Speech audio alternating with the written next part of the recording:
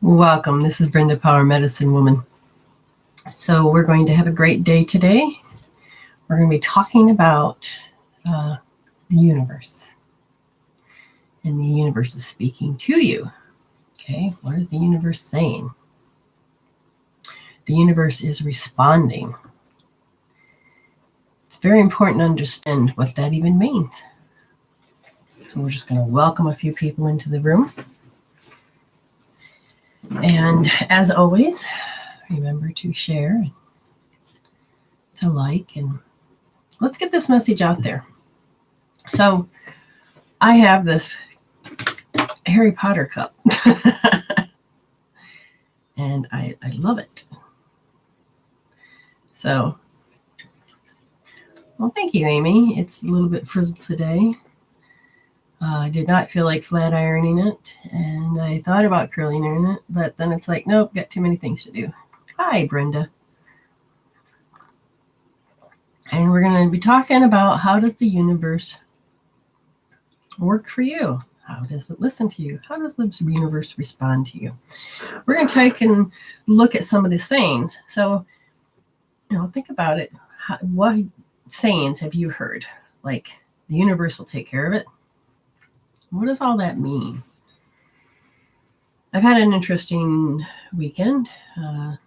We keep adding more to the bird cage, and hi there, Tam. What we're adding now is we've added some foliage and hideaway places for the babies to, thank you, so that the babies all have a places to hide. We have small ones and big ones, and so the cage is coming along nicely, and the babies are happy. They got little nesting spaces and mirrors. Of course, you know how they love to look at themselves. And I'm trying to figure out get some raw material and weave it in the back part of the cage so that when the wind blows, I know they got feathers, but I love to make them feel better. Thank you for sharing, Tam. That all helps, all the sharing. Many people have asked me, and I think what I'm going to do is really focus and let spirit, the universe, always answers when I say, well, what should we do? When it comes to the universe, it's so means. Hello, Lisa.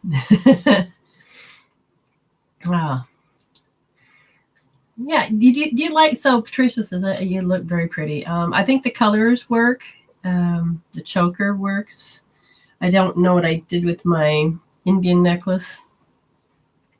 So I needed to, so then I just infused these other little ones to do the job of my fifth chakra. My hair, sometimes it looks really cute curly, and then sometimes it don't, and depends on the day. All right, so think about the saying. What have you heard with the word universe? The universe is conspiring in your favor. The universe is working for you. Let the universe take care of it. And one of the main things that I can tell you is that your consciousness, and when you begin to become aware that you are consciousness, what happens is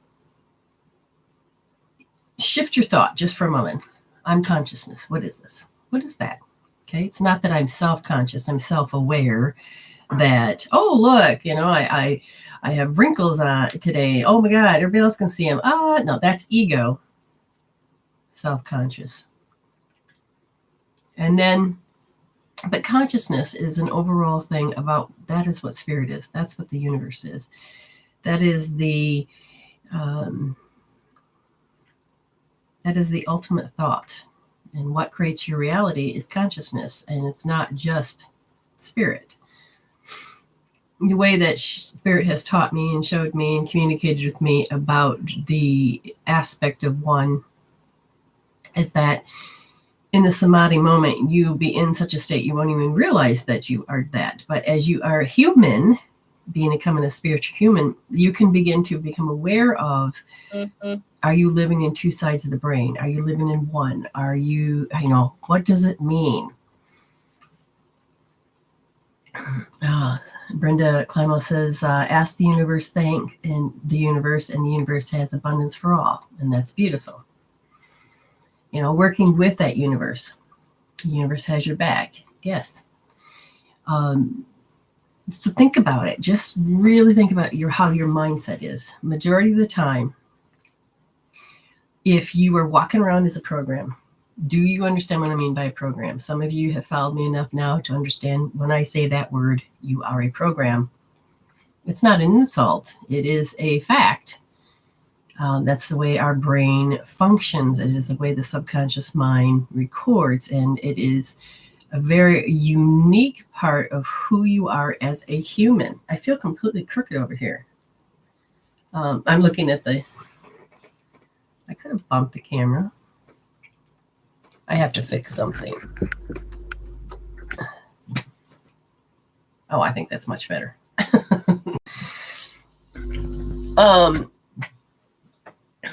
So the universe, you have to understand, starts with consciousness. And what Spirit told me one time was that there was just this consciousness, which is space. Let's put it the word space. And in that space, there was no markers. Like, you can see me in this rectangle shape, square shape, whatever it is that you're watching through, and there's parameters. So you can say, there's 4 corners. Okay, so now you're talking about math is coming into play. Oh, math. But you need some type of reference. Like, you do have no idea that you need the light on until it's so dark, and you're like, oh, wait, I think I need some light. But you don't even know how to change that unless you have experienced that. So it's about that comparison and contrast. Contrast is that also shadow part of ourselves. Some people have deemed it as bad and evil, which is, BS. So when you're thinking of let the universe communicate to you, it is learning to understand who you are first, not what you are second. Ego is your second part of you. Ego is your lens. Did you know that? Ego is an electromagnetic guiding omni-apparition, which means it helps you bring into light what you are viewing as the observer, as you are viewing on a spiritual aspect of who you are. So as you are spirit, and as let's say this space of nothingness, consciousness, is all things potential, and it begins to learn its potential by going inward. And so as it began to go inward and contemplate, and whatever that may be for how you define it, and when it came back out, it created a point.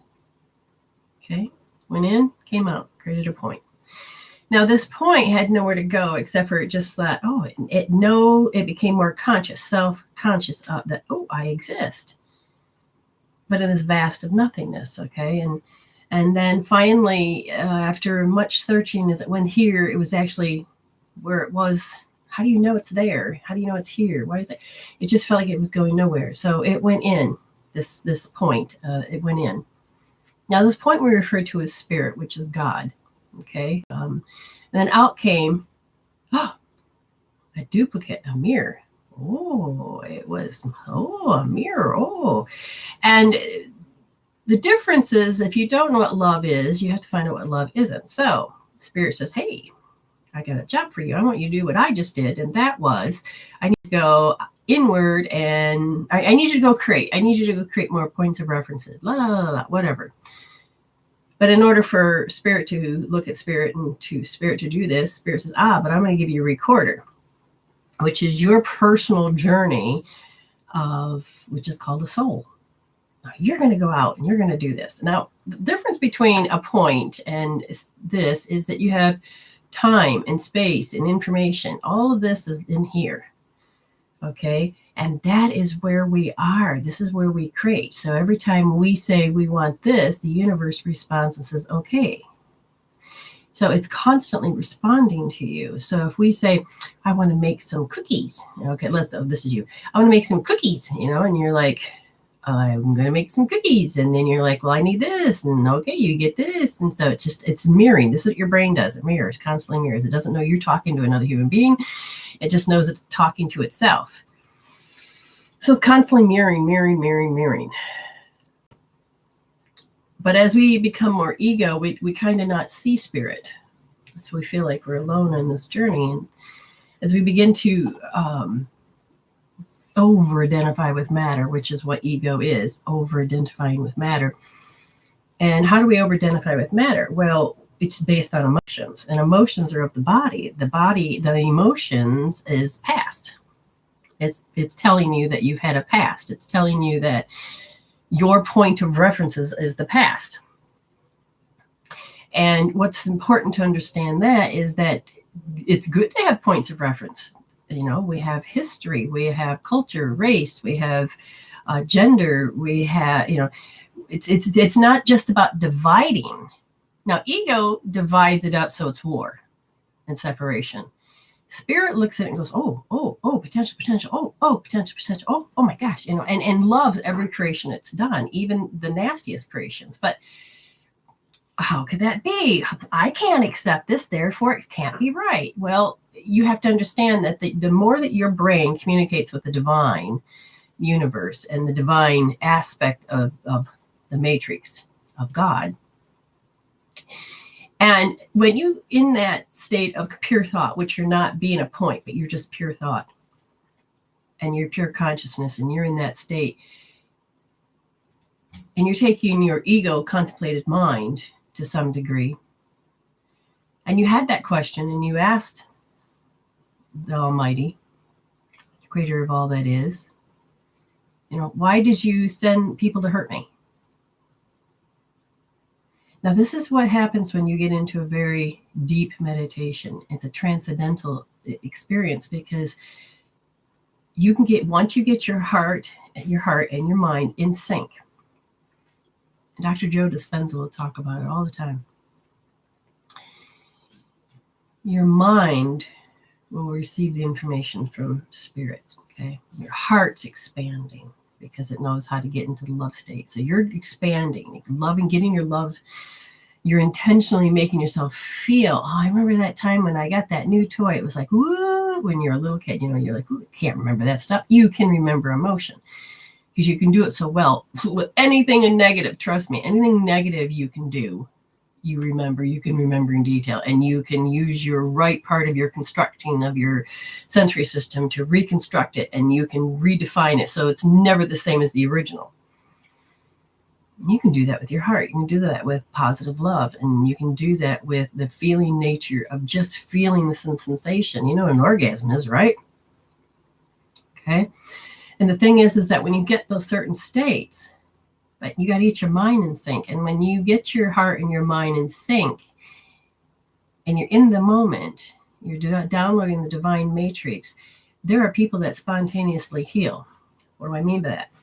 Well, it's called like, for instance, imagine, what was it? Sybil, that, the many faces of Eve. And these are all the DID, dissociated identity disorder. These are, it looks like you're possessed. It looks like you have many identities, and each identity has its own physical symptoms. And the importance of understanding why we have had that experience of witnessing and being around people of that nature is very important. Okay? You get to see that each identity you choose can have a physical symptoms just designed based on that identity's experiences. And like one person, so let's say there's two people or two identities in one part of the body. If you were to say, okay, you know, in one you have diabetes, I mean, it's severe.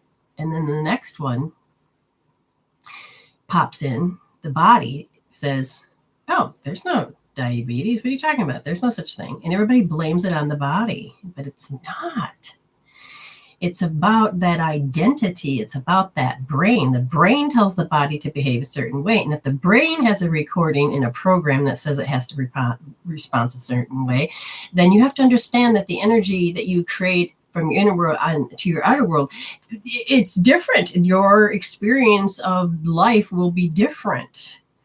But we do that without having to be completely split.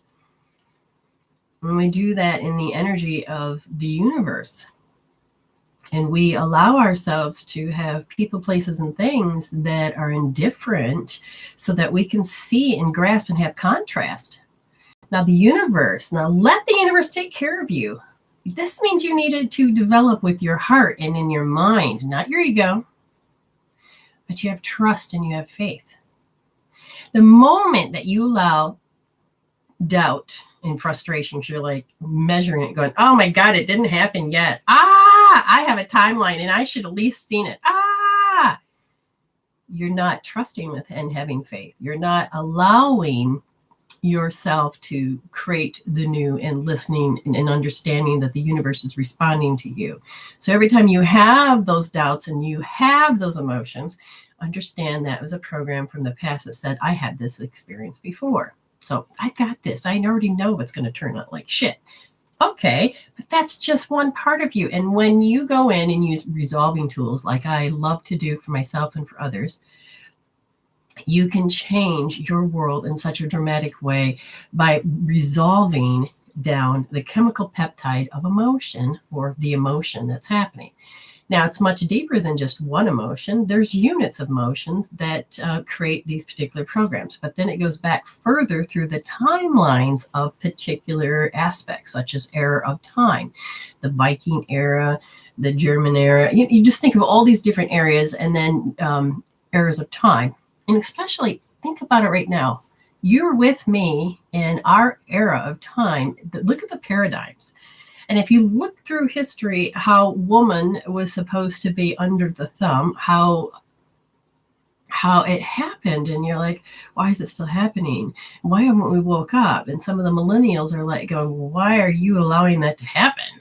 And it's the different levels of consciousness that the souls have decided, oh, I've resolved this. These are groups. And what you didn't resolve, you have to keep recycling and different things. One more thing we found out on a soul level is that we would have, let's say, you have your group in your group. I'm not even going to go into all the calculations, but you have your massive group, say 144,000 in your group. And 144,000 people, and one soul decides to ascend to Earth School and to learn about emotions and the mental and what it means to make decisions and what does it mean to create this and what is the consequences of that. So one that's supposed to support the group of the 144, and everybody throws their shit and says, here, solve mine. And that soul comes in and has one hell of a life. Okay. Now let's back up just a little bit further. We did this for many years. We have set groups here from different groups and the group consciousnesses that we have to work through all these paradigms because we believe in it on a certain level. And it gets harder and harder. Now that's when we were just descending. As we start to create an evolution back, we've started to realize when the one soul comes, if they work just on their stuff and resolve their stuff, minus the group stuff, then when they send that energy back to the group, it actually evolves the group. It evolves it faster. That's why we are personally allowing ourselves to become self-aware, which isn't self-conscious with ego, which is, oh my God, you see my wrinkles. Oh my God. No. And that's when you get paranoid, you cut yourself off. And that's not what I mean. We're not doing it through ego. We're doing it through our higher self. We're doing it through that self-awareness without saying, oh, look at, I've got flaws. Oh, and hate myself and do all that. No. We're letting that old paradigm go. Self-aware is self-conscious. You became consciously aware, oh, I'm losing power to this. I accepted, believed, and gave my willpower to this particular story. Why am I doing that? Do I have to? Can I change that? Yes, you can. It'll take time. But if you can allow yourself to first get those emotions, to dissolve those down, and then change the way that you think. Oh, it can't happen. Change it. Oh, that, change it. When you start to get your brain and your heart, and then that's just resolving. I haven't even said, hey, let's look at practicing gratitude, practicing love, and getting your mind to think and practice and be in practice and downloading and practicing. It's like a flower. You're going to eventually bloom. And when you begin to do that particular practice, you can let go of all these other things. And you'll be amazed that your brain will tell the body it doesn't need that disease anymore. There are so many things through history that people have experienced that cannot be allowed as proof, but the individual itself will tell you it's proof enough. Where you can have a massive healing, instantaneous healing. And a lot of it was for the fact is they took their focus off the issue. So the universe didn't have to respond to that issue. The universe didn't have to respond to that issue. But it's about you taking that next step and waking up to the language and, you know, just the flippant nature of, you know, he's a piece of shit, you know. I mean, you're just, but the universe is saying, yeah, you're right. Hold on, let me get more proof. Got it here. And you're like, see, you have these lenses that you got to prove to yourself. And when you begin to look at souls versus humans, you can feel and see things a little different. But we are so guarded, and there's so many different layers and different little timelines. Spirit is switching me real quick all of a sudden. I'm just trying to figure out what's going on. Okay, so the universe is always responding to you, but it is conspiring in your favor because it's love. The universe wants you to understand that even though you've reached into the quantum field of all things potential and pulled back and says, I accept, believe, and give my willpower to this hell. Universe says, but there's all these other options. It's called the catalog of life. It's beautiful. Why do you want that one? And we hang on to our excuses and our reasonings. Oh, that was weird. I don't know what that was. Our excuses and reasonings. And we say, that's proof. And I have to hold on to that proof because that proof is really important to me. It happened to me. It's a validation within yourself. But if you're just doing nothing but self-justification, then you're saying you want to keep this particular story to continuously happen again and again and again. So begin to wake up and realize you're not just using the ego, the lens. You are the ego, but if you learn to use resolving tools, you don't have to be the ego. You know, you'll put yourself in the proper place of remembering that I am a divine spirit inside this body, or beaming into. Oh, I'm creating this. It's a hologram. But anyways, it's about the language. And then when you realize that you don't have to be in the victim consciousness, because yeah, you can label the different consciousness. But I can stand in the cause and effect. So I accepted that I have this issue. Fine, I can't do anything about it. But if you say, I'm going to take my will off it. I'm going to take my beliefs off it. And I'm going to just say, you know, I'm done with that. And I'm going to reach out and say, there's got to be another option. It's like turning the TV. You don't even know there's other channels until you eventually get up and turn the damn channel. Tune into something different. Easier said than done. But the point is I've been doing this for years. I have come such a long ways physically and mentally and emotionally. And it's healing on the spiritual levels that will actually reflect it in the mental and emotional and physical. But the only way you can really do that is you have to let go of those stories. You have to look at those stories, and you have to take your beliefs off those stories, the pain, the agony, the negativity, I'm a victim, I've been pained, I've had this. You have to do the work. And a lot of people don't realize that there is work involved. Jennifer says, it's absolutely 100%. As soon as I stop saying I'm sick and I have fibromyalgia, I changed. I am not sick. I can make myself better. Very good. And here's the thing. There are days that all of a sudden I can tell what's going on in the body. Now, people used to, people would say, oh, it's all about the food. It's not all about the food. Okay. It's about how you communicate with that food. It's about what the choices that you pick with that food. And, the more the food gets contaminated, the more you're going to have to learn how to remember you're all energy. I had switched the way that the pairing of the foods are. I have switched the way that I have divided up. And now when I'm going shopping, I look, okay, I need a certain amount of protein, certain amount of prime carbs, certain amount of royal fats, certain amount of angel carbs.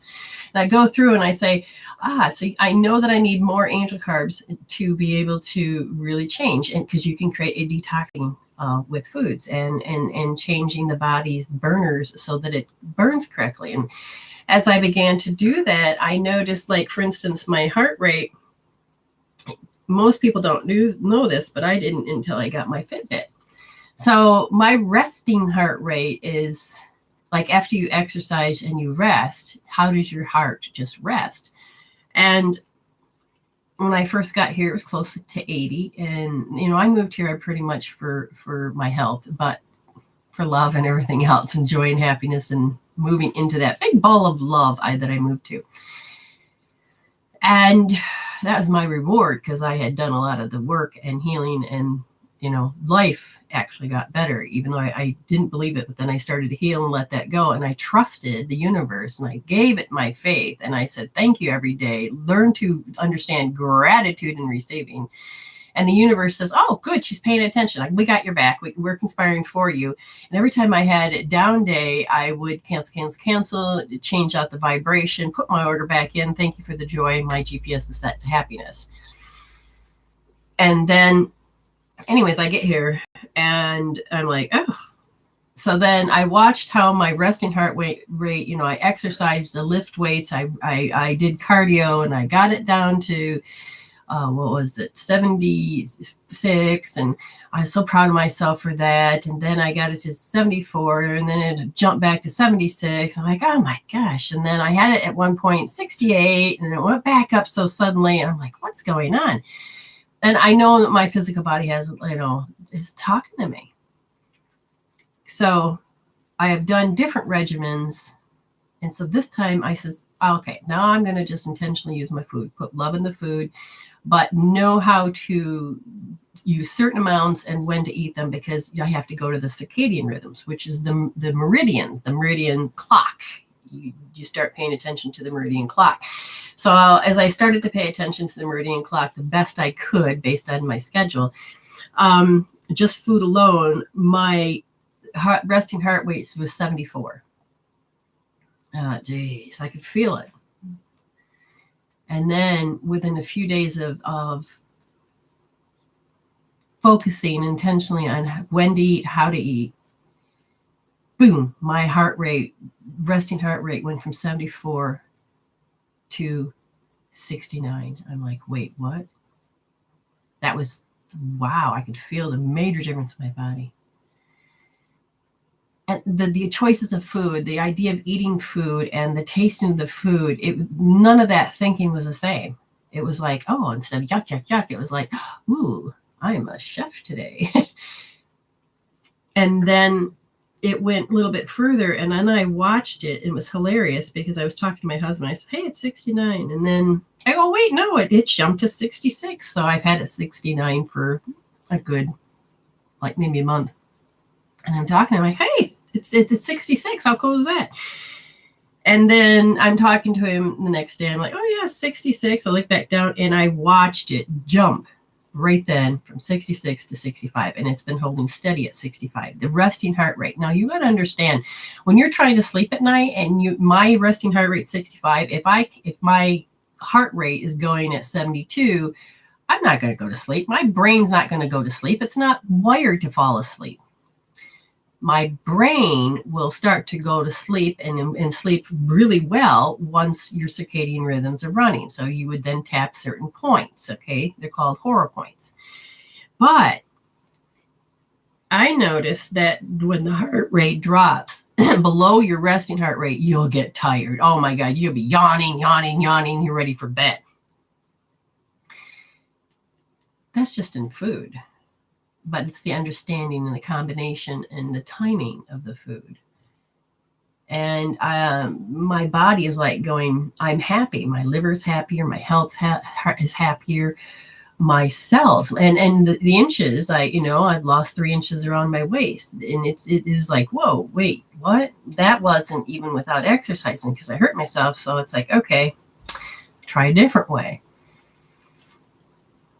Why am I telling you this? Because it's important. For some reason, Spirit told me to tell you this, but I've been asking Spirit.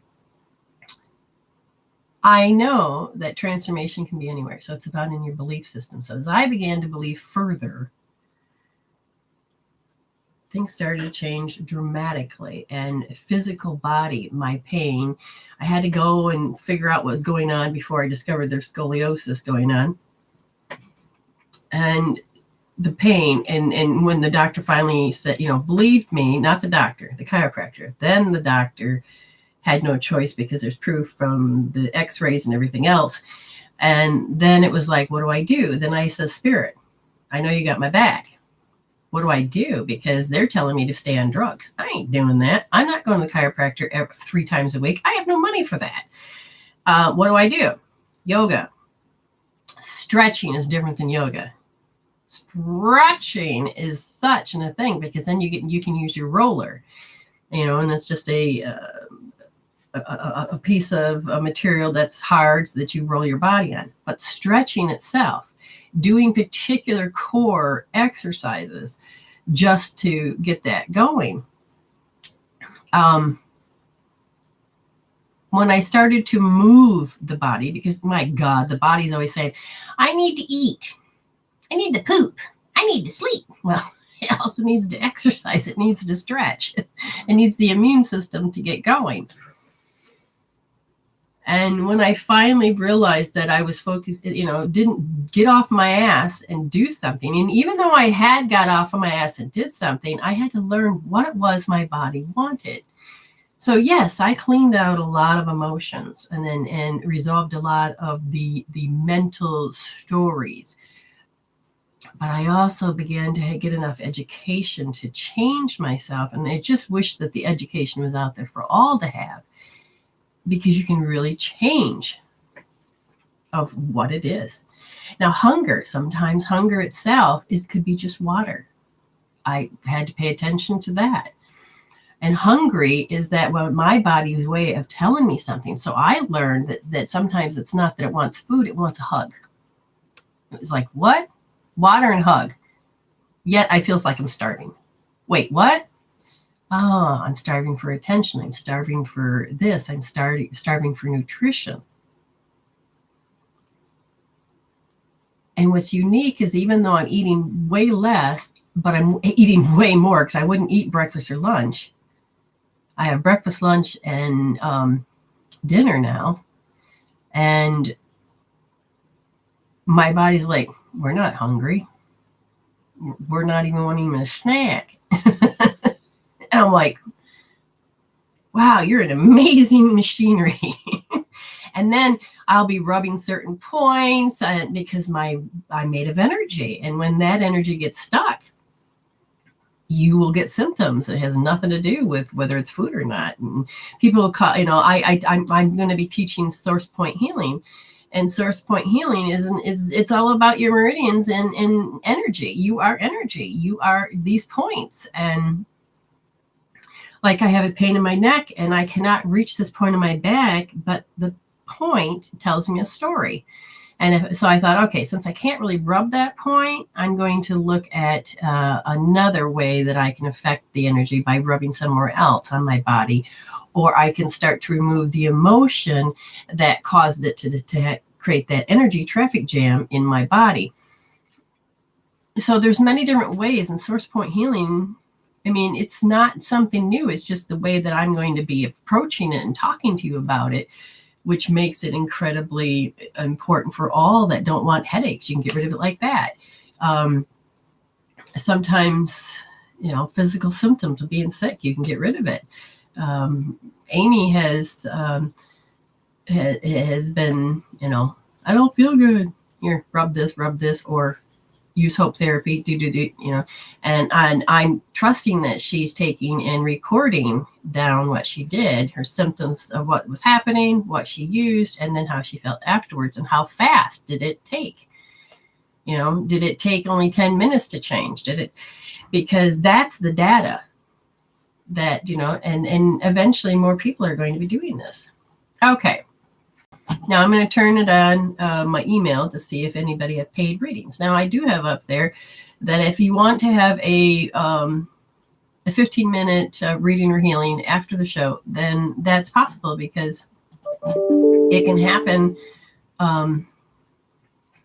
So Amy's got a reading, and it can happen.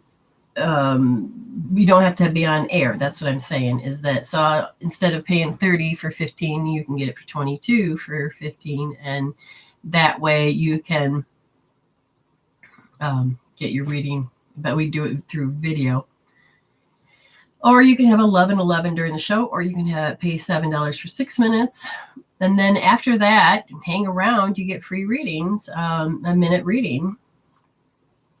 But there's also other things that's coming into play. I have been playing around with light language to do light language readings in a certain way that you understand them.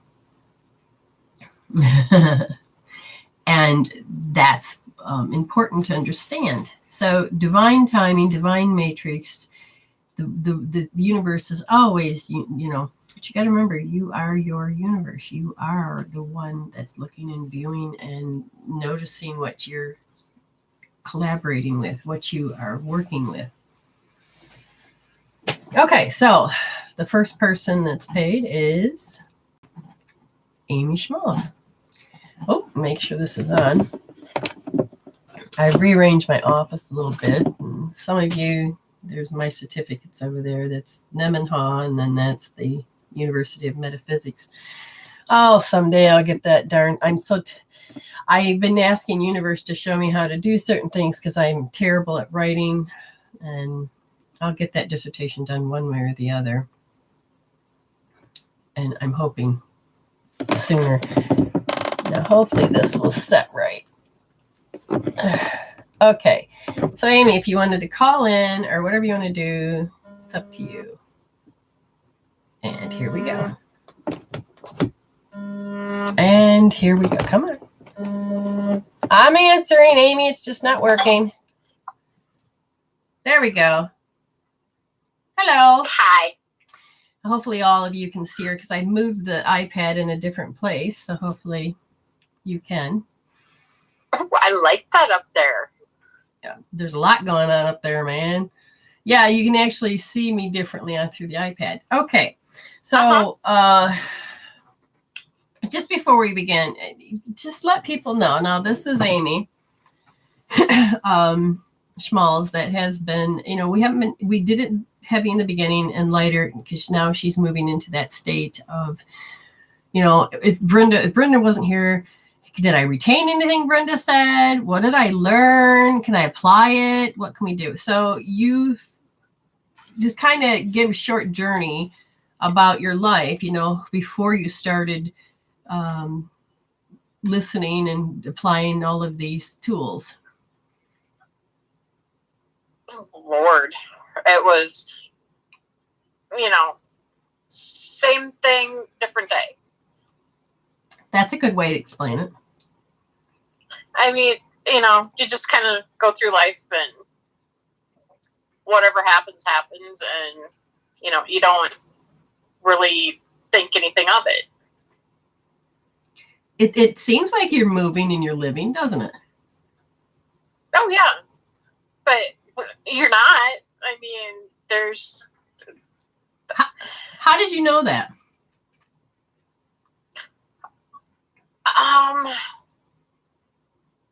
Just being aware that there's more out there. So you saw there was a difference. There's more to our being. Were you shocked? There's more to life than just, run into the store or, clean the house. Yeah, just being a program. How did you know this, though? How did you know the difference? I don't know. It's a knowing. Oh, so you got there all by yourself? No, I got there with a lot of help from Brenda and a lot of hope therapy and all. Oh, so the thing is that when you began to take information in, and then you started to dissolve those cranky ass emotions, and they changed the thinking. That's how you woke up? Yep. Woke up more. So when you looked at that, you actually began to see that there was a difference. So, there is. So healing itself allowed her to go inward and to come back and create another point, because every time you go in and you come out, you create a different point, and you begin to allow yourself new information, new different aspects of yourself to be seen in a whole new way. Physical. Let's talk about the physical aspects when you do source point healing or hope therapy. I mean, you're sick. You'll tell me things. Tell me about some of the things that happened to you. Like you had the diabetes that is high, pain, headaches. Well, what was it, about 2 weeks ago, I think it was? I missed my meds for 2 days, and my sugar went up to like 400. And I felt like total shit. I couldn't really see. And it didn't dawn on me that, it was my sugar. And then I'm like, okay, Brenda, what do I do? How do I get it down? And source points, spleen 21. I love spleen 21. That's right here. Yep, and that's good. And what about the pain levels? I mean, you had them, how high were they, and did they go down to zero, or they don't go down just a little? I mean, just think about it. Did you? If I've got, I had knot in my calf, and what was it? Oh, you had me use a magnet on it, and by the next morning, it was gone. Good. And a lot of your pain levels, and see, the thing is the fast turnaround. That's what we're looking for, is the turnaround. And like a lot of people don't realize that when you have a headache and it's like a big fat 10, and you're like, I can't focus, I can't do anything. I'll say rub like maybe 3 points. Yeah, within max a half hour, it's gone. Yeah, it depends on how, like with her sugars, it takes a little bit different. And some people, it's like they get headache and just, it can take just a matter of a few minutes. Like I know when I work with my husband and I'll rub a few points and I'll say, how you doing? He said, it's down to a 4. And then I'll go over and I'll rub a couple different ones. And all of a sudden he goes, it's a half. I'm like, well, that's not good enough. So then I'll just do what I gotta do. Oh, it's gone. It's faster than medication, as he calls it, and healthier. Oh, it's way faster than medication. Okay. All right. So you called in for a reading, and what would you like to talk about? And thank you for sharing your life there. Whatever spirit decides to speak about. Okay. And let's see. It's not an update, so let's okay.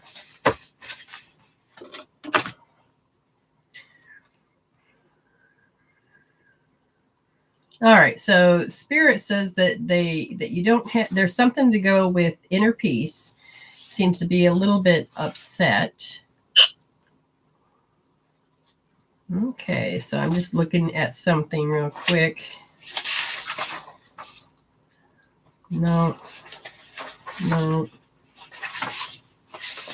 Interesting. And what I'm looking through, these are the things that Spirit has told me to gather information. Oh, wait, what? Okay, so we're looking at the light language is that there's a piece. We need to work on inner peace, and the other one is that protection. So there's part of you that doesn't feel like you're protected. How interesting is that? So we want to call in the ivy tree.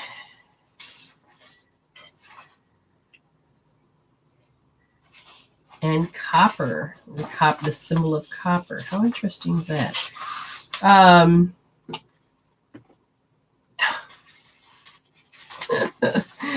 Oh, this is funny. Spirit has not, I mean, I love when Spirit says, hey, we're doing this today. I'm like, we are? I wouldn't think so, but we are. Yeah, I have an appointment then. You remember that? Well, this isn't going to be a good point, but that'll be fine. So the light language for copper, you're going to laugh, is this symbol. Okay. And, like, what's important for you to understand that? Well, it has a lot to do with if you, take that symbol and you focus on it, along with this symbol. Okay. This is about protection. All right. And the ivy,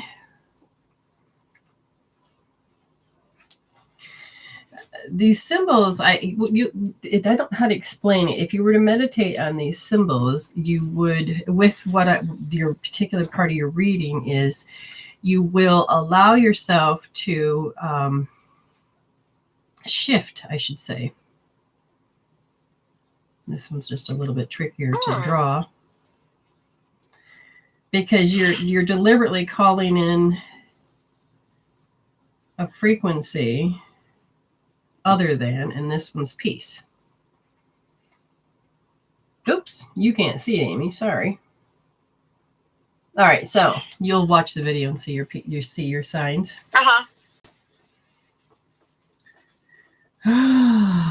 Why do we need to do that? Well, the thing is that when we're going to do is incorporate more energetically healing with the readings.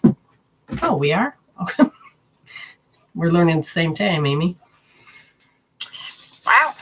Okay, so normally this is new. We go faster, but I know that part of my timeline is that I have tree energy.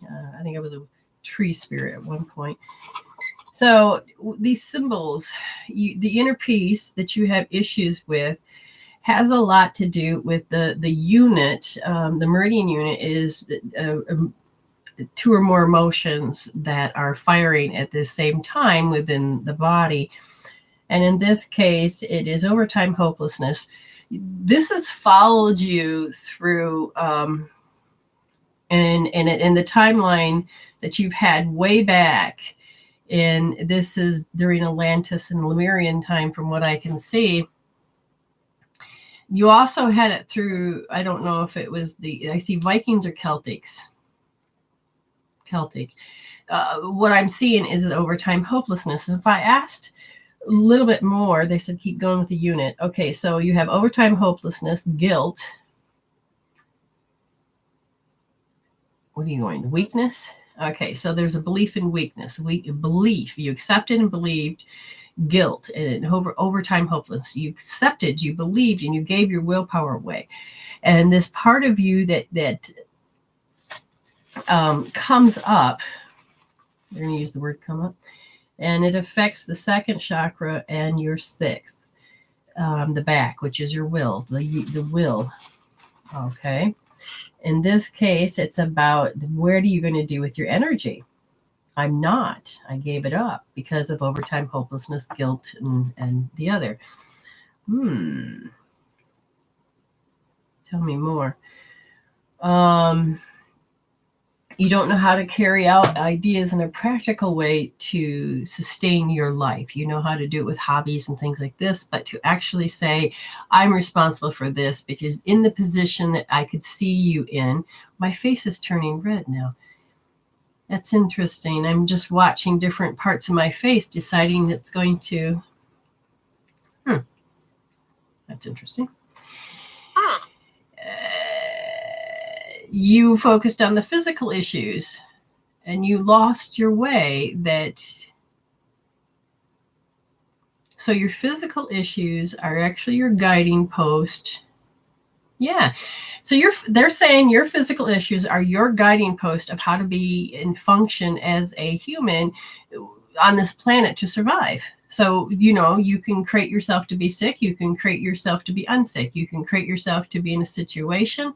Is what you're doing, but because this is all based on those particular chakras and those, but it's how do I carry it out in a practical way? Now you got to understand when you came in at this life, this life we call Amy, and it was huge because they said at 2 years old and 7 years old, there's a part of you that had to figure out how to communicate to get what you wanted, how to communicate to get that love. And so, okay, we're going to use that bird analogy. So sorry. One of the things I learned about birds was that if a bird can be such a loving pet, I mean, it's got to have constant attention, because once it gives you its heart, it only sees, I love it. And when it goes, it just wants it back instantly. It doesn't understand that the reciprocity is that you have to let the other part that live. It doesn't know how to live without that energy. And so what happened at 2 and 7 is that, based on other stuff in your past, those were trigger points that occurred from those past lives, Lemurian, the Celtic time. Okay. You understand those are marker points. So at certain ages, it'll look like, life, we can find out what happened at 2. We can find out what happened at 7. But those were marking points to activate those unresolved issues from those particular past lives. They said that in this particular thing, you have another unit that fires, and it is panic. And that you have to go into reaction mode. And you have to become more self-aware that this is what they probably don't like. So I need to rearrange myself so they like me. So you're changing yourself to survive those feelings that you don't want to feel. Now, if I ask Spirit, what is it that you didn't really want to feel? You don't want to feel defensive. You want to be everybody's friend. You don't want to feel like that distrust feeling, because that scares you. It feels like the relationship's breaking. You've been working on this particular pattern for a while of learning about connection and disconnection. So it's really, really cool. So now if I ask Spirit, okay, what else do you want? And they said to go along with, like, for instance, when you have that awkward state, you go and you beat yourself up. It's, I've done something wrong. Now, before I go any further, anything I say, did any of that resonate with you? Oh, yeah. Okay, so we're not. What's that? It all does. Okay, so we're not looking and saying, hey, Amy, you got flaws and you should be ashamed of yourself. We're not shaming. We're not blaming. We're not doing it. She's spiritually waking up and going, shit. Yeah, that's all true. The question is, does she want it? Does she want to change it? Does she want to keep it? Does she want to, now that she's getting the connection, does she want to move? Does she want something different? Oh, hell yeah. Oh, good. See, and part of her says that, does she want the same program? And because those things would be still serving her. So as I'm looking at her, she says, but her spirit says, but I don't know how to turn it around. Well, they said, okay, Let's not work directly on this. Let's look at something else. They go, if you begin to identify every time you felt insecure, what does that mean? Okay, you define insecure, you define unworthy. You define worthy, you define secure. And as you look at the two, and then you begin to notice, oh God, I'm being insecure right now, but why do I need to? You would begin to start to notice that you're not going to have to let the program tell you. You get to interrupt that program as you're going, shit, do I really need to be insecure? Come on, I own my own shit. You know, I mean, you can start getting attitude of noticing that you don't have to go into certain programs. You're going to start to wake up and see something that you've never saw before. It has nothing to do with sitting and going, oh my God, I need to blame and shame. No. You're looking at it and go, I go insecure. I make myself small because why? Like energetically, I had to figure out why I'm around certain people. I will shrink and I will contract my energy. And it's part of the paradigm. Okay. And when I realize I'm shrinking, oh, hell no.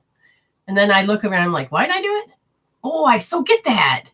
Oh, but hell no. And you get to find some of that strength and get to change your mind. And that's where you need to go. Like part of you already knows, you're like, hell no, I'm still doing this thing in this relationship. Oh God. And then you have to stop and go, what is it paying me? What is it giving me? So when I look at relationships that you do not like, stop and go, what am I getting out of it? And your ego will go, but if I gave that up, I'll die. I don't know how to survive. Does that make sense? Oh, yeah. But look at that ego and say, what the hell? I don't have to breathe life into you. And this is where you can turn around and go to the universe. Universe, help me resolve this because I know there's something more. And this is where we start to develop your heart, your gratitude. You get that love pumping, great receiving. Okay. Do you know how to receive? People say, no. I say, you've never gotten a gift? Well, yes, I have. Then show gratitude. Gratitude is, that moment I felt it, that moment of receiving. Oh my God, I'm so grateful I got food today. I mean, you can do it as that simple because abundance is in both negative and positive. The abundance is always available. Abundance is constantly given to you. Which one are you focusing on? Which one happens to be more in your life? Which one did you say I accepted, believed, and gave my willpower to? And it's like, you're talking about a game show host. Yeah, for $200, I'll take that piece of shit there because that I have proof in. That I'm not sure. I haven't figured that out. Well, my job is to help you figure it out so you don't stop buying shit. Come over here. Receive the glory. So define these things.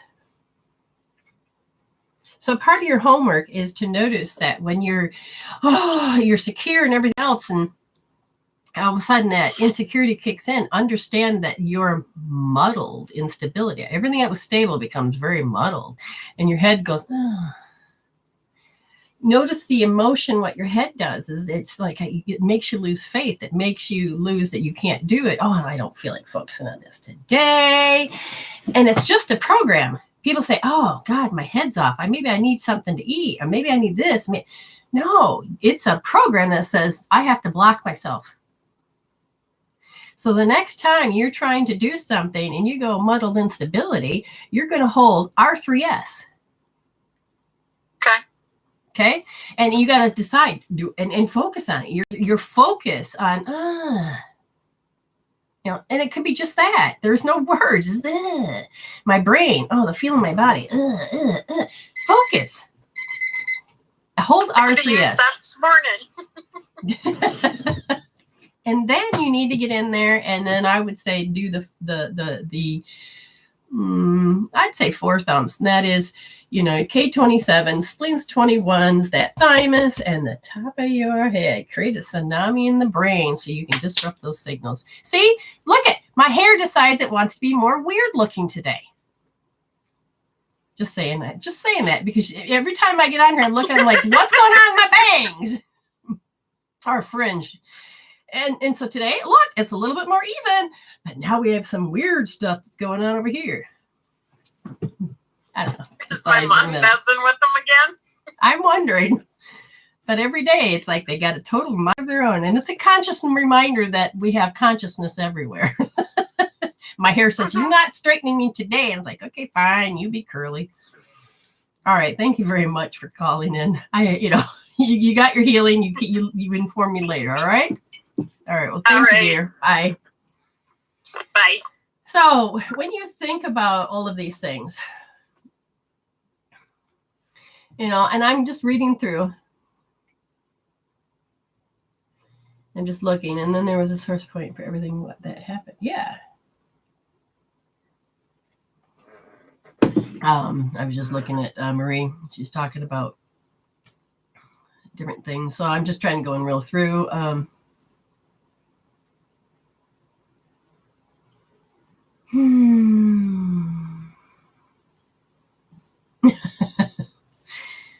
So my bird, the big bird, Gigi says, what about the bird? Okay, so we have rescued a bird, and it's the big yellow crested cockatiel. And so right now we've got arrangements for the 10-year-old baby to be taken care of. So, we couldn't help but to show it love this week. And we're trying not to give too much love to it before we leave, because I don't want it to become depressed or homesick. I mean, it already was uprooted from having dogs as its best friend, other birdies as its best friend, and mommy and a daddy. And it's like, oh, well, now you just have us. And it's slowly looking and saying, this is its new crew. All these little birdies here is its new crew. And so it's well protected and taken care of. And I'm happy that I have no worries to think about this bird at all now. He's going to be safe, and he is safe. We're going to go to Fiji, but I'm also just going to unplug. We're going to have somebody watch our house and watch the business, as far as like when people, I've set up a little thing, but if you just, understand, I think I'll be back the 20th. And if you want a healing and any of that stuff, get it in before the 5th of September. That way, you'll understand that when I come back, you have all of your healing tools that you can use while I'm away. I doubt if I'll have any internet. And even if I did, I probably would want to stay away from it, because you can get so burned out when people ask you and you think it's just you. But no, when you have 20 or 30 people asking you a question a day, and a lot of it, because they're friends and family, you can get burned out. So you need to get that. I don't want to get burned out. I got burned out on hands-on healing, and I've pulled away from that. I want to get back into that. So I will do hands-on healing, showing people different things, but I'm not going to make it a monthly thing. Or, I'm not going to do like I did before, because I got completely burned out to the point where I cut that out of my life. I had not realized I used to do Brenda specials, and I could put energy, work with energy, spirit. I watch spirit do its thing, and I mimic. People's bodies got put back together, and unwinding of stuff. So the Wendy, as far as you pay $11 through PayPal and you get 11 minutes, or you can pay $7 and get 6 minutes. That's up to you. Somebody has. Rachel, my brain does not want to see it. I see BY, Brian's, brains. I cannot. My brain does not process. Isn't that just so funky when it does that? Well, anyways, Rachel, you decide if you want to call or if you wanted me to do this here. What kind of topic did you want to talk about? 11 for the show. $22 for 15 minutes is after the show. Just to let you know. Oh, so Blue Set Anka is Rachel. Long distance relationships. Okay, so Blue set Anka, just let me know that you're Rachel so that I don't accidentally start messing up with the wrong field or energy reading. Long distance relationships. Okay, so the first thing is that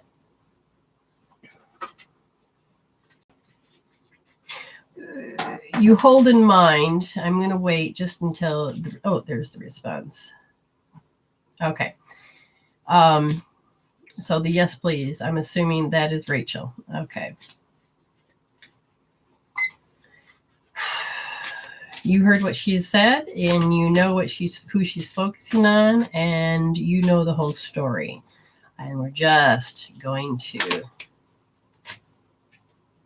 Okay, so there seems to be a lot of chemistry, and you can make the chemistry through long distance. But is that going to be enough? And the reason the Spirit says that is because you can make it work. People have. But then there's that longing. You have to then notice emotions will begin to dictate whether this is going to be a good relationship, long distance or not. Because if you're longing for more, is that enough? Because if it's not enough, then you're going to, and then when they start developing, you or they begin to start developing a particular, this is my routine, this is my habit, this is my job, this is my life. And even when people are close together, that shit gets in the way. You have to also then know your pattern. How you do anything is how you do everything. If you are a constant worrywart, understand you're going to make that worse for you because you want immediate results. And if you don't, if they're doing something and they can't quite get to the phone, or if the universe says, hey, their phone died, things like this happen because they are meant to be testing. And so you have to decide what kind of person you are. And you have the 5 languages love. Go look that up. And you figure out if you are that type of person that, like, I know that someone that's in my family, they can only be showed and should give language of love, and that they can't say it. They don't really want to express it, but it's how they communicate. You know, I have other people that are just huggers. They have to touch and they have to express, and then they have to give and they have to give. And you have to respect that, you know, to some degree. But you have to understand yourself is that you need. It's very important to begin to know it. Now, they said the chemistry is good, but you'll need more out of life because you deserve love. You need to understand your state of what love is. Okay. And we go to look a little bit further. This is the now. And as I look at a little bit more of the past of will this relationship last? How will it look? It is that the idea of this physical aspect apart, this separation, don't get wrong. It is the separation of touching. It's that. So, for instance, the man I'm married to now, little did I know, and little did he know that the time that, because we couldn't not do anything physical, we did a lot of talking and spiritual and talking and all of this other stuff and growing. And that ended up being the best thing for us before we even touched hands. I mean, it was this adventure. And then I healed my shit. He healed his. And then we came together and chemistry was so different. So understand separation can be a good thing because it can help you develop. But if you're sitting there going, oh, I long for this, I don't trust in my, then your unresolved issues will come to the surface and say, you need to heal this. Now, the question then becomes, does this person, the one thing you can do is take the longing. Okay. Hope therapy, we would get and smack it out, because we could look at different things, but take and use EFT, even though, oh my God, and do it when you're you can do it now, But when you're in that midst of longing and yearning, because that's two separate, heal them out. Even though I long and I yearn, and because you're focused, your meridians are, you're focused, and if you disrupt that signal, that's what the tapping does, is it disrupts that signal, so you don't have to do that. You do enough rounds, and then that longing, that this is my thought pattern with longing, and then when you disrupt it and you heal it out, your thought pattern will get better. The longing will stop, and then you can then take that energy, and the universe, instead of responding to you and saying, yep, there's more longing, it'd be like, hey, look at this, isn't this a great picture? Oh, look at, he just spoke. Oh, and you're like, oh, and you can learn how to communicate way differently. They said that now I got to figure what this is this actual children? No, this is the children inside them. What are you saying, that they won't be able to develop? Oh, okay. So if you were with this person before, or however it is, it's just so you understand, it's the children card. But what this is about is they're saying is that when two people can be in the same room together, they can act childlike. It's the scene, because you don't even have to have words. You get 70% of your communication is through language, gesture, bodies, and childlike behaviors. I mean, me and my husband are just so freaking childlike sometimes. We're just it's just funny. But we know it. But it is actually this bonding aspect. You're not going to be able to do that as much. And if you're longing for certain parts you used to do, or longing for something that you wish you could develop, understand, don't go into the creative side of thinking, oh yeah, this is, and then you play out the story that never existed. And then when you come back together, then they'll be like, wait, what? I mean, I have had people in my life that I don't know how I showed up, but they had me playing out a whole different character in their whole life. And then when they met me, they're like, well, you're not doing what well, you did it before. And I'm thinking, no, I didn't. But in their mind, they had this whole story. So you have to be careful of not create stuff that's not there, but allow yourself to develop and see it for what it is. And because sometimes you can trick yourself into distrusting yourself. Why do you need to do that? Oh.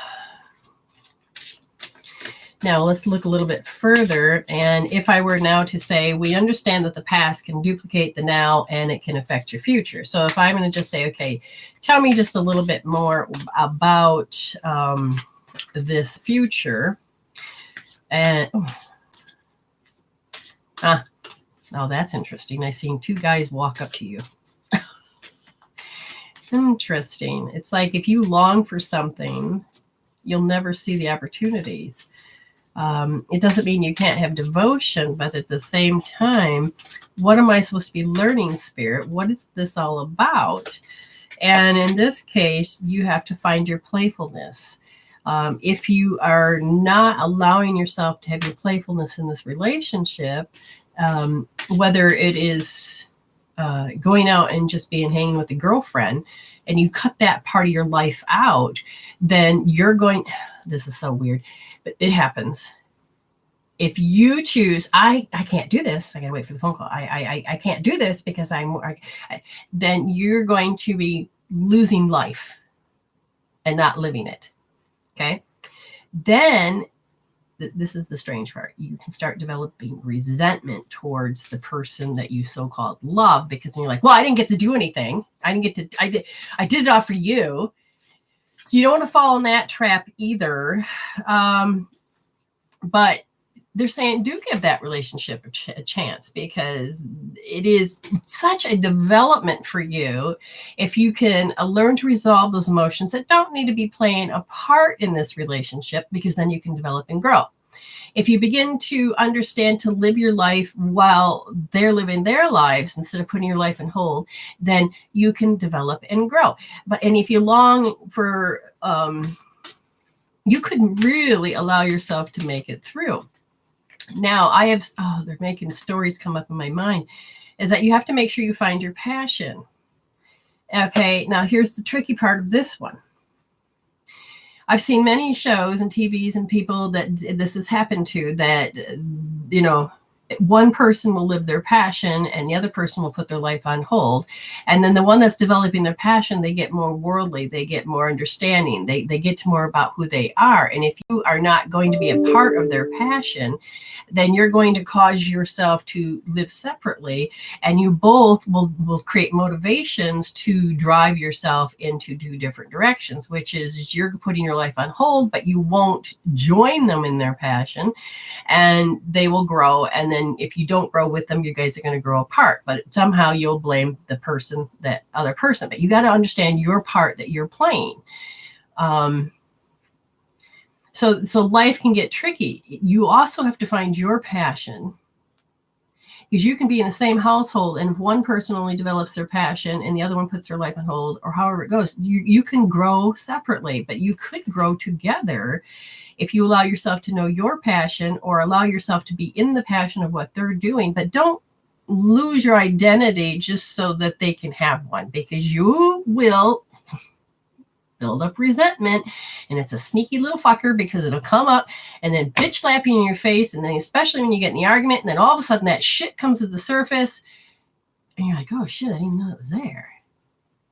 So they're saying you can have a great future.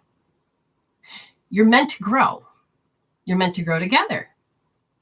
You're meant to develop yourself, get your sense of purpose, identity, and self. And you can have this relationship. You can have it with passion as long as you allow yourself to be. You can give this relationship a chance if you allow yourself to be, and make sure you become a little bit playful. So instead of not living, you begin to live. So you're just as important. Thank you very much for honoring my time and Spirit's time. And it says Leslie Ferro. Anything Spirit has for me. Okay, just want to double check. And with Leslie, the amount, okay. So how many, this is so confusing when it comes through this way.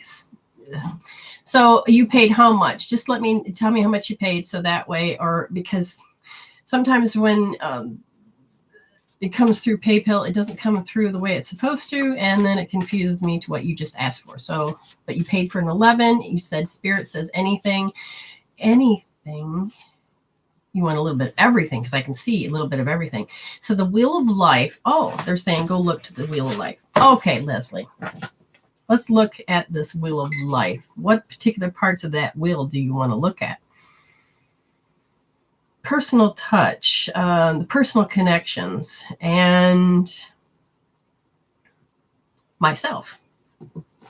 Interesting. So the downtime. I'm going to ask Spirit, you referring to, okay. Let's talk about the relationships. Personal touch, relationships like this. They said that taking what? You take in the charm of others because you get very trusting. And that is you produce a certain amount of chemical that creates you to trust, but over trust. And they said that you haven't developed that little part of yourself because you allow yourself to get on that high of trusting. And you take then,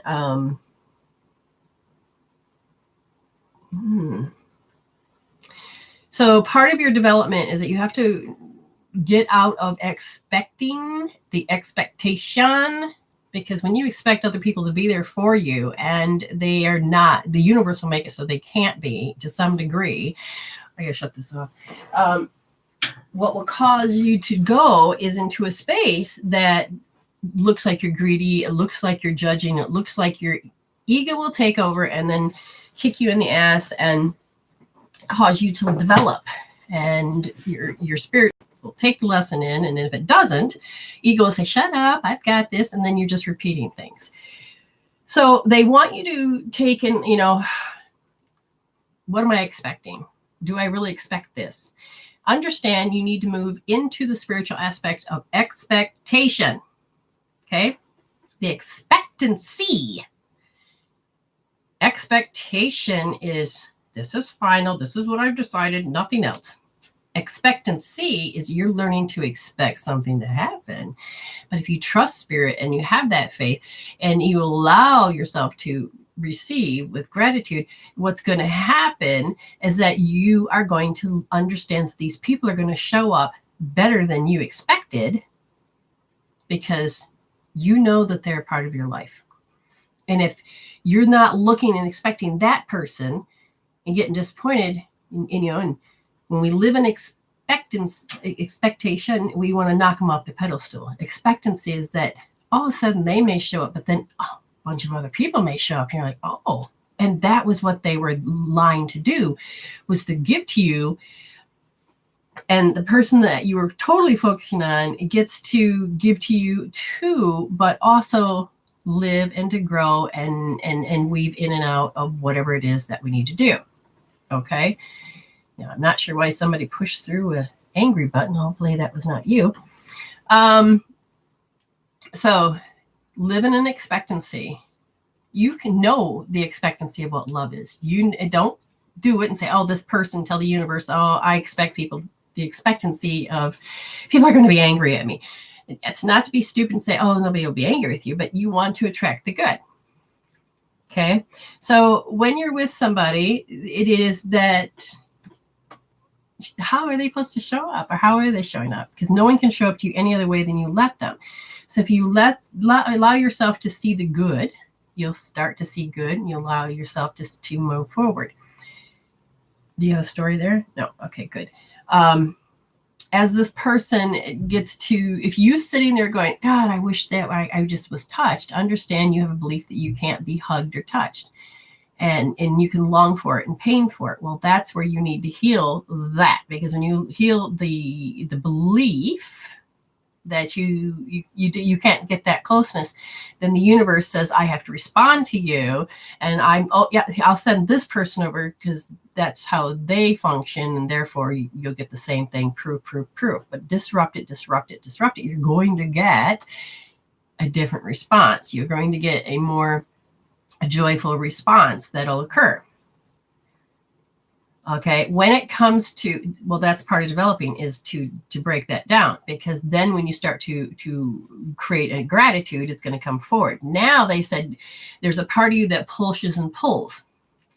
Okay, if you're giving away your identity for so much and you're just kind of getting burned out by it, you got to also remember to put the oxygen mask on. So you have to develop to take care of yourself. The old tradition is that selfish. It's bullshit. If they taught you how to self-love, and people have taught you how to self-care, then you won't have to do this isolation and the cutting off of people and getting so burned out saying fuck off. Remember, I was saying that when I was doing hands-on healing, I loved it, but then I got burned out and I caused myself not to want to do hands-on healing anymore. But you begin to heal that, you can start to incorporate stuff back in your life. Instead of saying, I want relationship, cut it off because I need my alone time. So you have to, there's a certain, I can't hear it. The only thing I can hear is, like, for instance, oh my God, that was, when am I going to get a break? When am I going to, if you are thinking those, understand you're going to tell the universe that you don't want to be around people, or you don't want a certain relationship, or you don't want, or it's never happening. So here you are at the 24-hour period, and you've had 18 hours of doing whatever you want, and you decide that you can't because it's a self-imposed limitation that I have to do this over here. I emphasize those because those are gems. Then you are convincing yourself that you have to keep repeating. And if you stop showing up that way and say, no, I'm not going to do it, how would you not do it? If you had diarrhea, would you stick around? No, you would have to attend to yourself. So sometimes you have to look at life where I have to do it. You may have to say, pardon me. And then this is where we have to give a good excuse to stop giving our power away, or else the consequences are atrocious. Okay. So when you begin to take the next step, they're saying that it's about their power. You do the energy of contracting, and as you take that energy and contract, you end up allowing yourself to fulfill their wishes. Well, why aren't your wishes just as important? Why isn't your thought pattern just as important? And how do you really want to show up? And I will tell you, they're tapping into me right now very deeply, which is deep down, there is a part of your program, your ego, that says, I'm going to die. If I just quit and decide not to cook supper tonight, or for everybody, and I just quit doing this behavior, if I quit doing this, I'm so stressed out because I'm under pressure of this, I'm going to die. Now, are you going to die because they're going to get mad at you? Are you going to, what does the ego telling you? And you feel like you can't change the pattern. Now, you can't change this, but you can. Go on strike. Be amazing that, you're not going to die. And you tried to do everything else. You pulled the meeting. You did all this. You're like, didn't work. Just be different. How do you show up and say, no, not today? And this is where you have to shut off the ego and download spirit and say, there's got to be another way. And don't do anal thinking with ego, because you're just going to fuck yourself over. You need to literally allow spirit to come through. They said that when you got into helping people, it was the right thing to do. It felt good. And the purpose of why you started doing this, you forgot. Because now it was like when you get married to, let's say, somebody that was a complete asshole. You're like, I'll learn to love him. But why do you say that? Okay, because after time goes by, it's that sneaky little shit that goes on inside your body that says, I resent this. I wish I would have never done this. But yet, if you talk to yourself before it happened, you're like, I got this. Sometimes we sell ourselves to the story because of whatever reason. But this is a development of who you are. And then you're developing more about, wow, I don't have to lose myself. And there says the biggest thing your takeaway is you have got to, it says, they're pointing to the word alexithymia, which is the inability to express and describe your emotions and your feelings. And they're saying you are meant to become more self-aware that, like so they said that a lot of times your go-to word is that, I just have to do this. It's a compulsion. But if you were to really look at that compulsion, the compulsion is driven around self-centered people. Because when you look at them, there's a part of them that is, it's all about them, and their story is that they have to cry. And so then you go and rearrange yourself around that.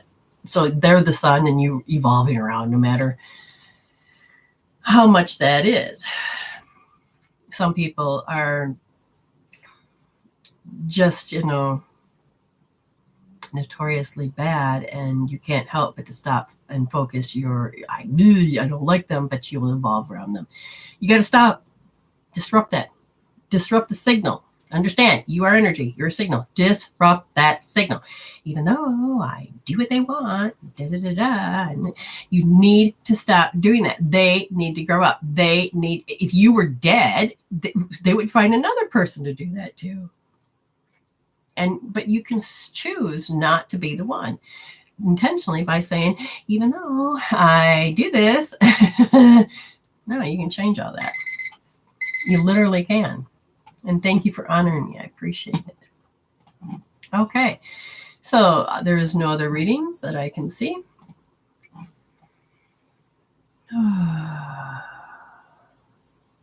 All right. So just kind of give me some feedback of what you thought, and that helps. And, it helps if you, recommend, review, whatever.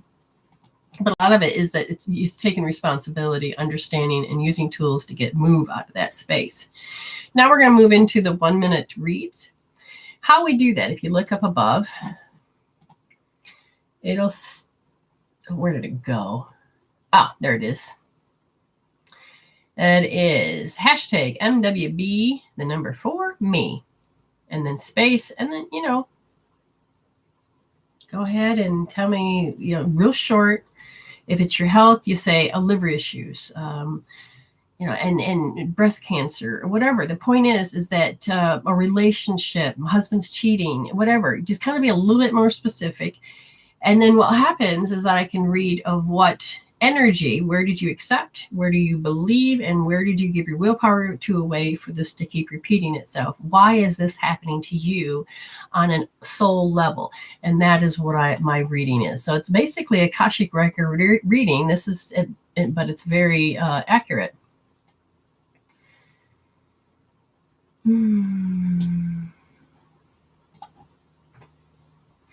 All right, so Amy Ray Patterson. So we're going to go here. Amy Ray, this is general.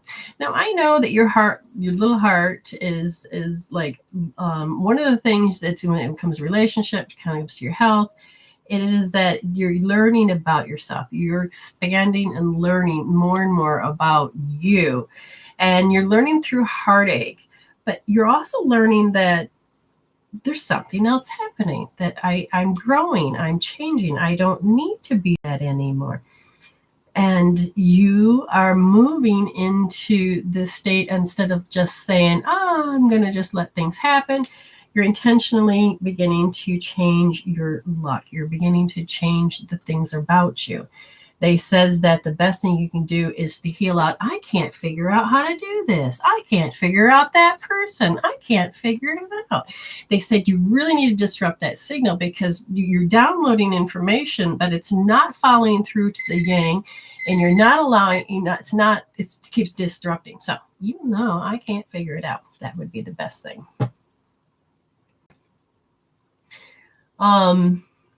Amy Jensen Smalls.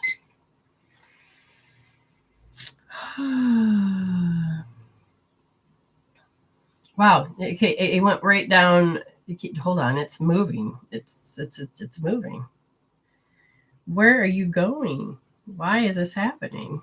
You have a lot of thoughts running through your head, but you're like, but how do I change myself without feeling like loss?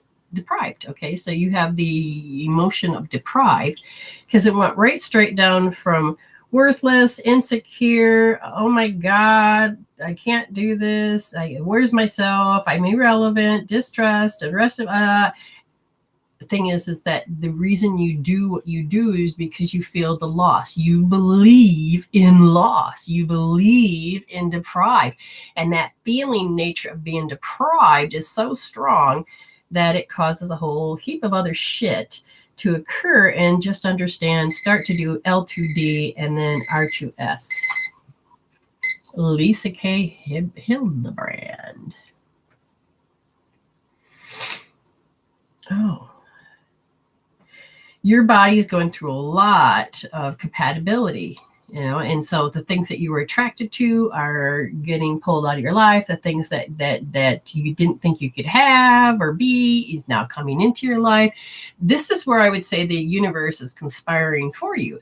It's rearranging things on such a dramatic level, and the cellular structure level of your physical body has really changed because one of the things that because you're around her, your vibration, your frequency changed and then changed and clicked. And when that changed and clicked, now everything's changing for the better.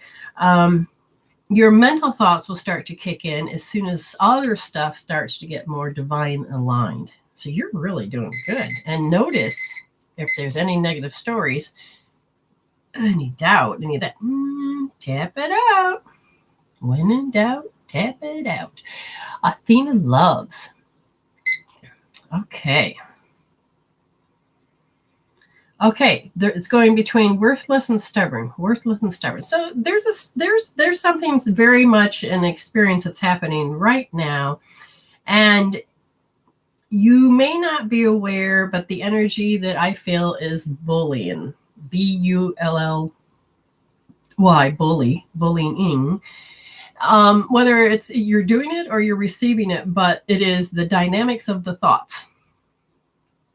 Okay, now your thoughts can be bullying you.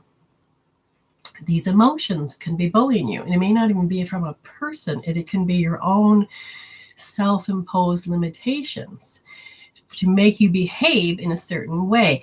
And what's interesting is that you're actually done with these programs, but you don't know you are. So you have to notice the thoughts that are beginning to bully you and say, even though these thoughts are bullying me, or even I no longer need to believe in these. Okay, so you have to really notice how you are programmed. Brandy Bryant Johnson. Oh, all I hear is shame, shame, shame on me. And then it's like I have to scratch my back. If I scratch yours, you scratches mine. The compatibility thing, it's wobbly. You have been attracting in some unhealthy stuff from what I can see. And that's to do with how you used to know somebody that was depressed as a little person. So at 1 year old, you saw somebody depressed. Now that you're older, you're watching this depressed energy, Eeyore. It's just, but what it is how that controls the environment. And you actually know from when you were younger, your mind says, yeah, this depression is there, but your little mind says, oh, they're using it to control me. Relook at that definition. That may not be the case. They may be lost in their depression, and the little self needs to let go of some old beliefs that it had attached to depression, because they said without you realizing it, you had been, are you still? That depression may be controlling you. So you have to, I would definitely say for you, any emotion that's negative, whether you can define it or not, because this makes the mind very cloudy in my head. And so you're like, tap it out. Oh my God, I can't think. Tap it out. All these little, I don't feel anything. Tap it out. Oh my God, I'm feeling like I'm lost. I'm falling. Tap it out. Because there's different stages that, and I'm sorry, I'm going a little longer. I know you don't care, but you're happy about this. But the thing is that this is for everybody. You know the loss of joy, the loss of luck. And there's a repeat that continue personally repeating. And you don't know you're staring at this. This is why I said any type of emotion like that, you start to disrupt it because it's such a deep pattern. Sherry Hunt. How do I get out of being discouraged? Well, first of all, you got to know when you're being discouraged, and that it's like sitting back. When you were little, they discouraged you to doing things because they didn't have the time to help you. I don't know who that is. But you took that as an adult, and now you're like, I can hear in their jokes they're trying to discourage me, or I hear in the way they're talking that they're trying to discourage me. Understand this is a very old program, and it's a filter. And you may be hearing it, but they may not be saying it. This is definitely a filtered program. It's running. And it's one that stops you actually from connecting with people. And the reason they said that you do that is because if you're afraid that you gave your heart like you want to, you're going to get crushed and hurt. Now, you didn't have this experience the first time. You picked it up when you were 3 years old and you felt somebody else being crushed. And you're like, oh my God, I'm not going to have that happen to me. So discouragement is meant to be used so you don't have to feel that deep of a level. April Ferro, and this relationship that you want to know about. And the thing is that when you tell me if it's relationship, say whether or not, in a little bit more detail, if you have one or if you want one, because they said here that there's See, there's no children card. So there's no children. That can mean there's no children, or that you don't know how to be childlike when it comes to relationships. So if you're too serious, you need to become more childlike, which means be innocent, but don't be so guarded that you won't let in the joy and the pain.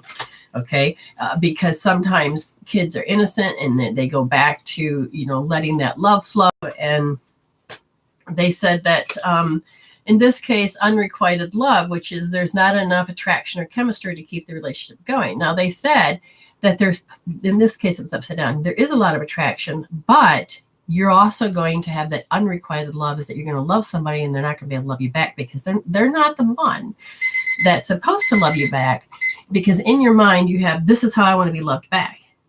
And so it puts you in a little, blinders on and says, this is, so you have to change that beliefs somewhere so that you can allow yourself to have that love with that person. It's funny, it's not a lot of energy of narcissists today. That's cool.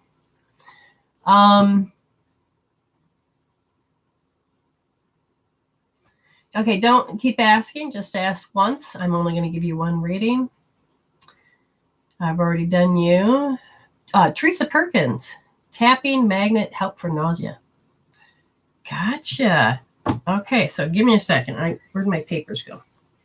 Hello, papers. No, where the heck those go? I had them when I was working with, and then I must have moved them because they're not there. Oh, they're just buried. Okay, so Miss Perkins. So she has a lot of nausea going on, and is there any? Yeah, she has how many running backward? Three meridians that are running backwards. Any of them frozen? 2 are not going to move forward because they're repeating a pattern. Which 2 are not moving? The liver and the lung meridian are running kind of backwards. Both sides? Yes. Why is that? Because of the story. What's the story? You're worrying about something and you're afraid to make the indecision. So how are you doing it? Through irrational thinking and self-imposed limitations. So those 2 are running backwards, which means you would need to tap that out. I would definitely use hope therapy, but since you don't know how to do that, say, irrational thinking, and the other one I said, self-imposed limitations. And then to get those going, to help correct, you're going to need to allow yourself to rub right there between the 2 toes, right at the bone point on both feet. That's liver. The one for the lung is that it's under the thumb, lung thumb, right there at the crick. Okay. Rub those. Begin to rub those. Now, the only reason I'm going to tell you that is first you need to change the emotion. I would have you do hope therapy, but that takes time. Tap it out, then rub here a good 30 times on the feet, 30 times. Remember, both wrists, both tops and ankles, and that'll start to get the energy moving into the meridians, and you might break up some of the thought patterns. Okay. And you said that there was another. Hold on. Oh, so the third one is that you don't believe you can get results. The self-efficacy is low. And that means you constantly are going into fight, flight, freeze, fight, flight, freeze. So again, for that one, I would end up using hope therapy. But if there's any particular point that you could rub for that, yes. This one. Oh, well, you're not going to see it on that one.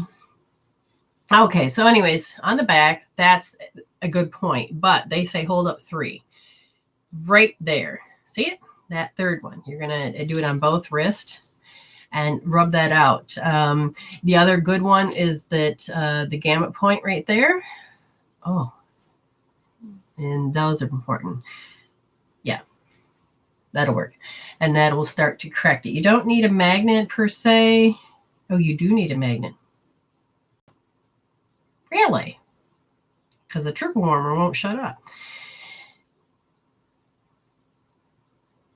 Okay, behind the ear. If you have ringing ears, if anybody has ringing ears,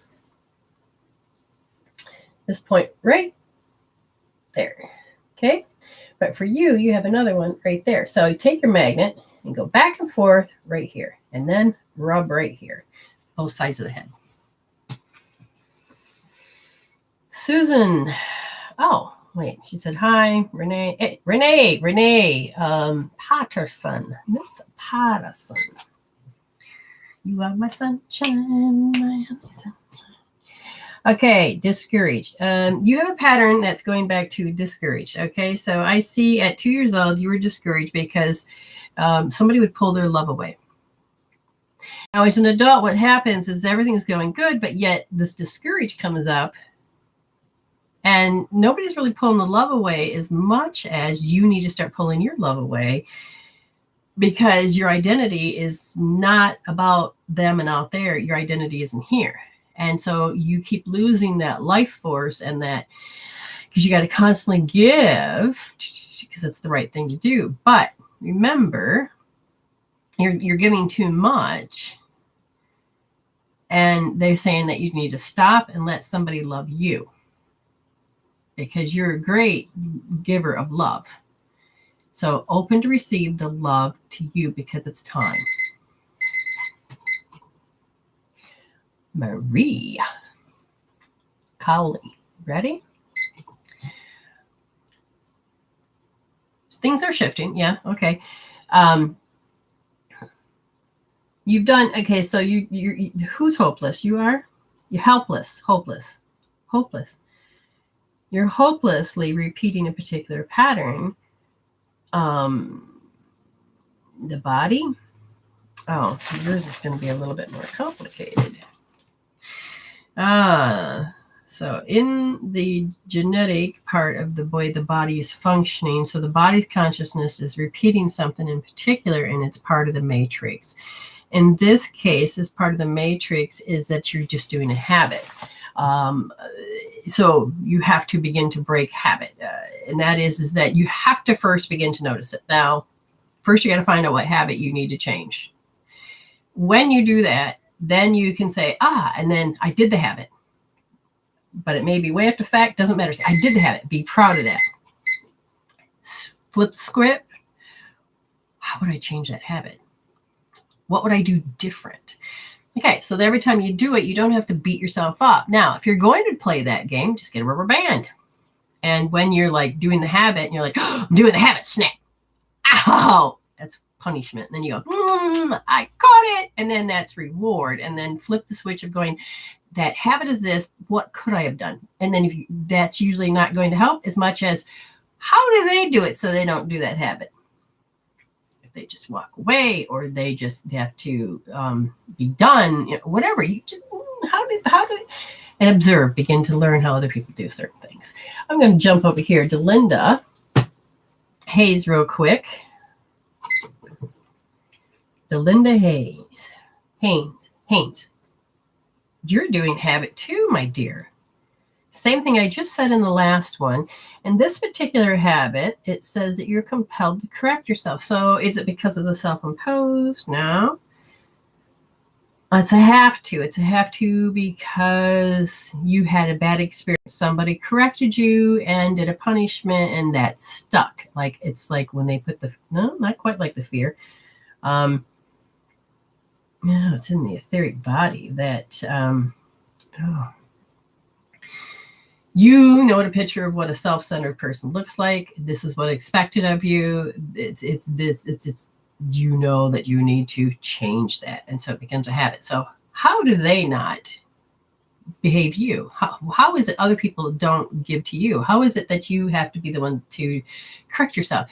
And the thing is no, stand in yourself of not going to do it, but become aware. Patricia Hinson.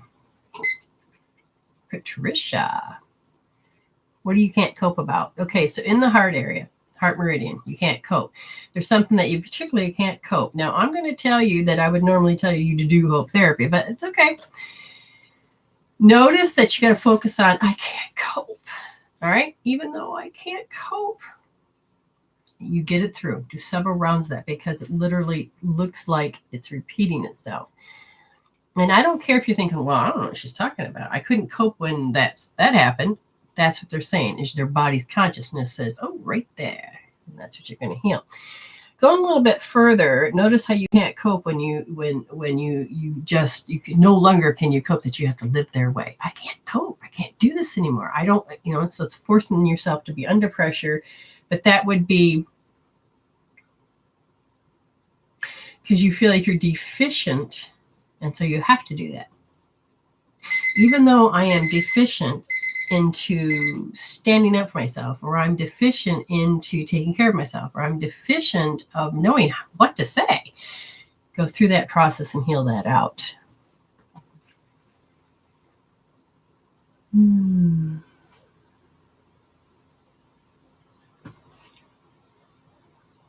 Oh, there it is. Okay.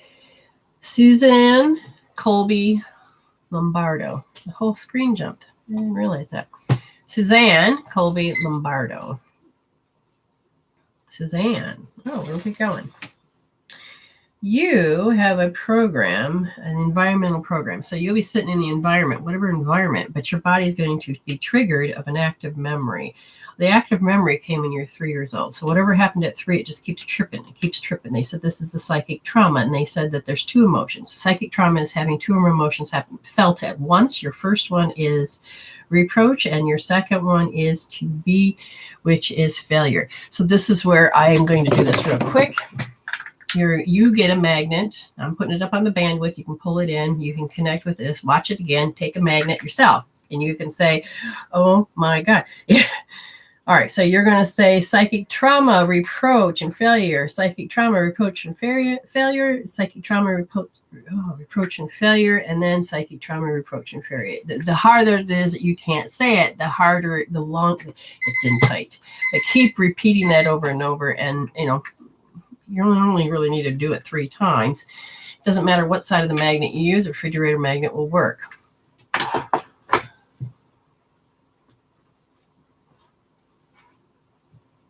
Beth Kelly.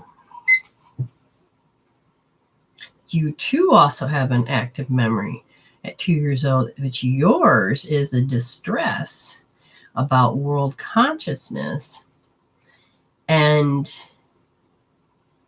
it's the uncertainty. So in your case, you roll out uncertainty. You would say distress, world consciousness, uncertainty. Use your magnet. Distress, world consciousness, uncertainty. Distress, world consciousness, uncertainty.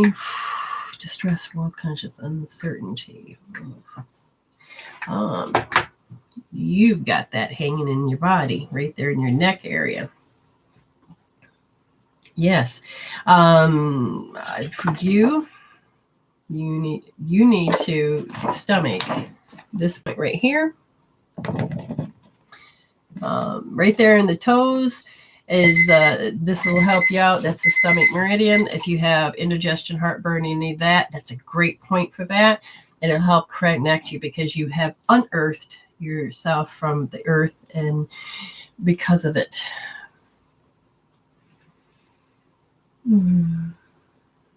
Hello.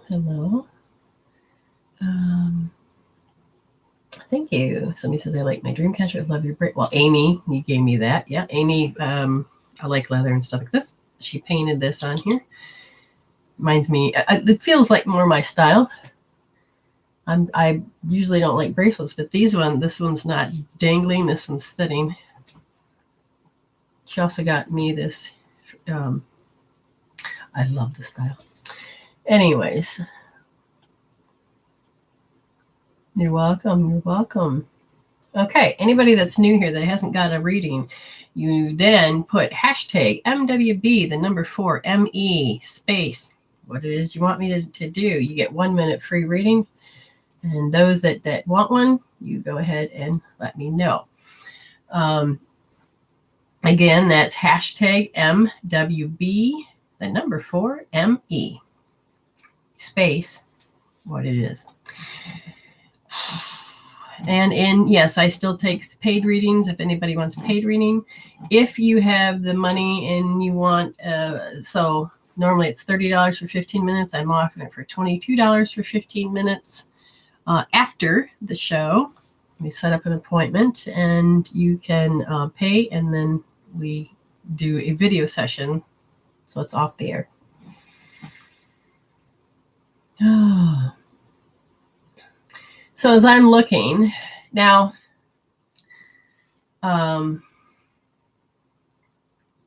when it comes to kids, they're going to reading for kids is fine. I don't mind that.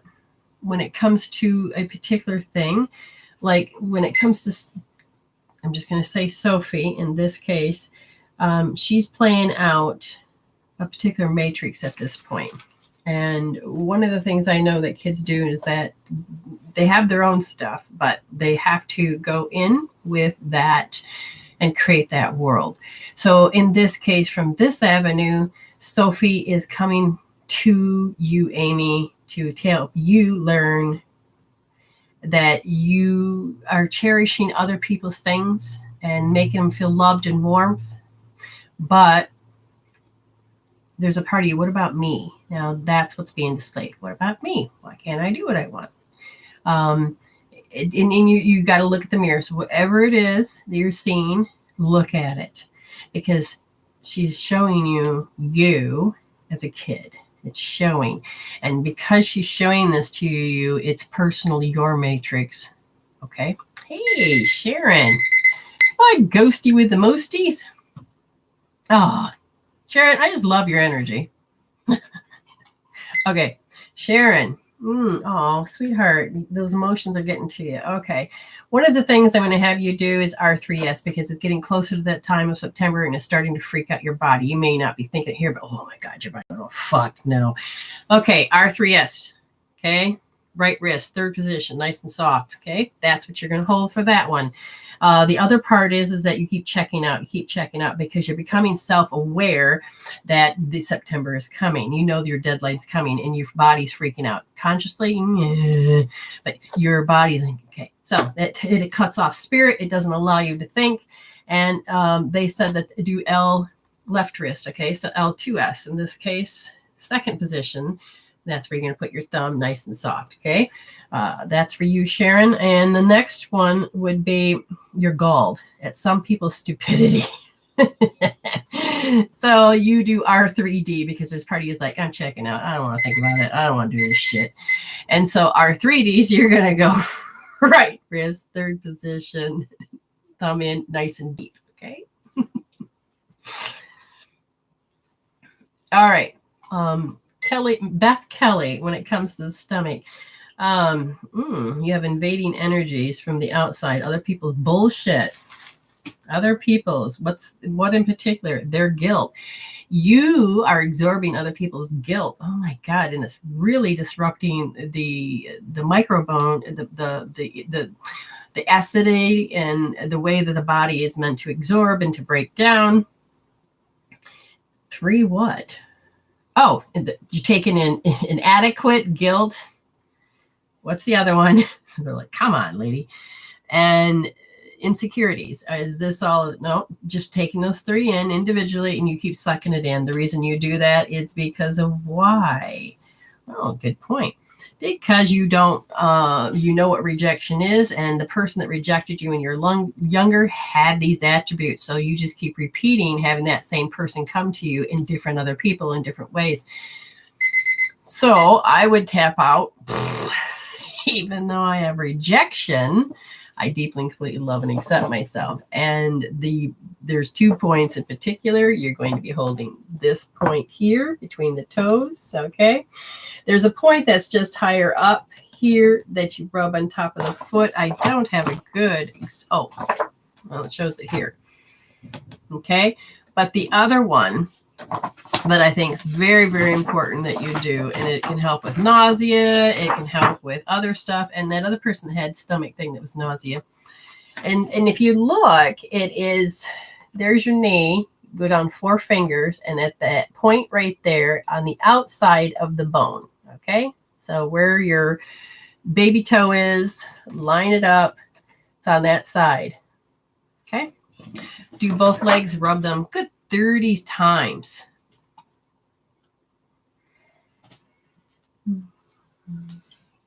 I think I got that right, Sharon. Beth Kelly, when it comes to hurting, understand. you really need to get those out because you are a vacuum. It's going straight in. Get rid of the rejection first. So this is where I would say you need to make an appointment so we can really pull it out because you've got some other shit there. We're doing good. Okay, before I go, if there's anybody else that needed to read, I don't know who Zach is. Okay, so Ferro says, okay, so for Susan, we can do that, but it's for Zach. Zach. Oh, wow. I feel despondent. Yeah,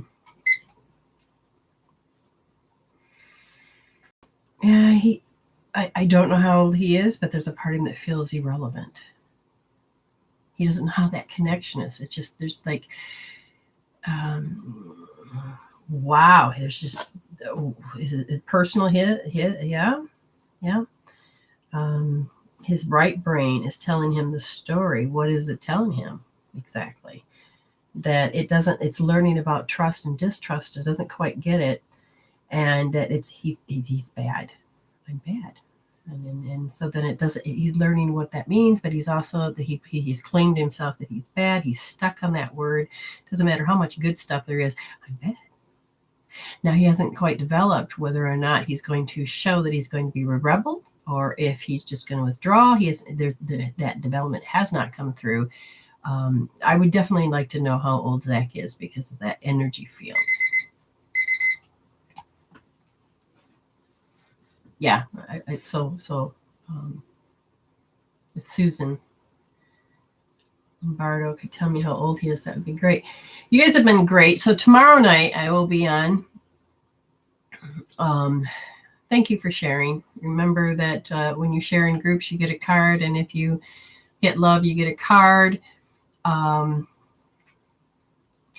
Yeah, it's just got to get this message out there because it's not. I'm just not a reader. I'm more than that. He's having anxiety and depression. It's interesting because it's based on, this is why I didn't understand it. This is based on him being really 3 years old. He can't stop this. This is an active memory, but it is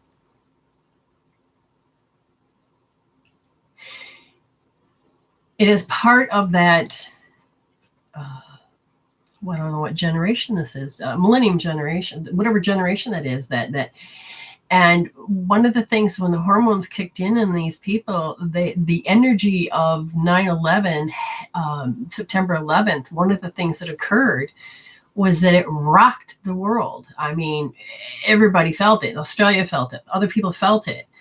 I know what it felt like when I was in Michigan myself and when that happened. But it's rocked these children. One of the things that I see is that it literally creates this little hiccup. And the anxiety that if you look, it's all about impending doom. If you listen to the world, impending doom. And so part of it is if the world says that, and kids are impressionable. I remember my son running around and I did my best always never to watch scary movies. Well, one time he had come down to the bathroom and there was the TV show on and he came down and he came running really fast and I knew he had to pee because he was already asleep for a couple hours. And he runs in the bathroom and as he come around to give mommy a kiss before he went up, he turned and then there was these eyes and these red eyes and that freaked the shit out of him. And the thing is the depression and the anxiety, you don't have a coping tool. 9/11 made it so you had a hard time with the coping tool. If I didn't have the tools I had, I'd probably still be messed up today. But they just want to be held and loved, but yet they push away because they're prickly. But yet at the same time, I don't know what kind of state, if he's negative or positive. So if he's awake and he's like this, then I would say use these tools. But if he is part of that ego in that world, you're going to have to teach him how to use mindful tools so that he can come in contact with the mindfulness. Now, I can't remember the guy that's out there, but he's in a very negative state. But because he uses mindful tools, he has pulled himself out of anxiety and depression, and he can begin to live his life. And so I would definitely say look into something that isn't so far-fetched like what I do versus what another person may be doing that is saying take your life back, become more mindful. And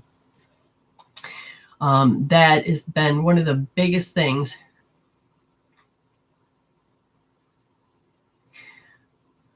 Oh, really?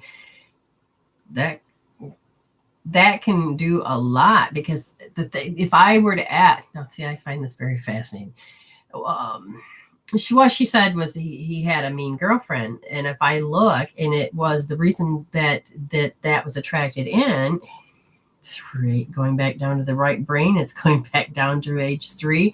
It's repeating. His body repeated that, pulled her in, and what was the main thing? And it was to compelled to correct, and over time hopelessness.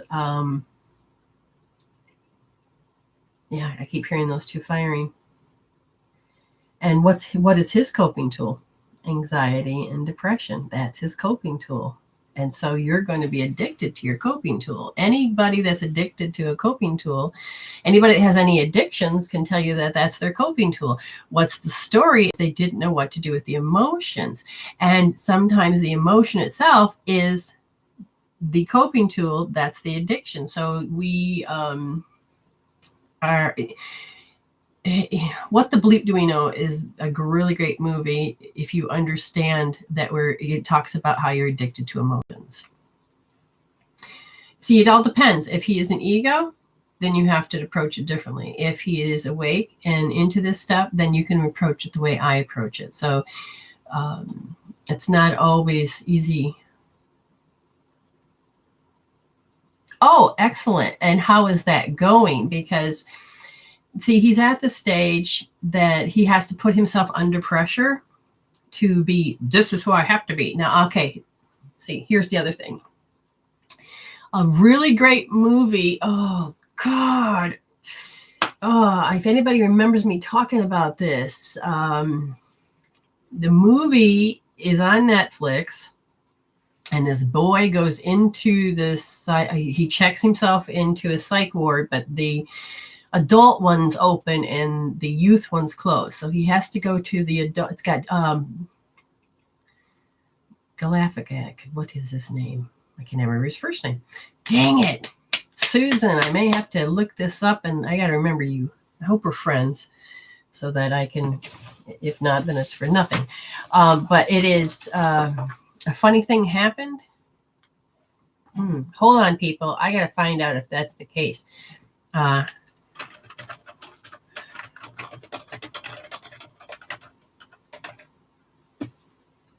Funny thing happened on the way.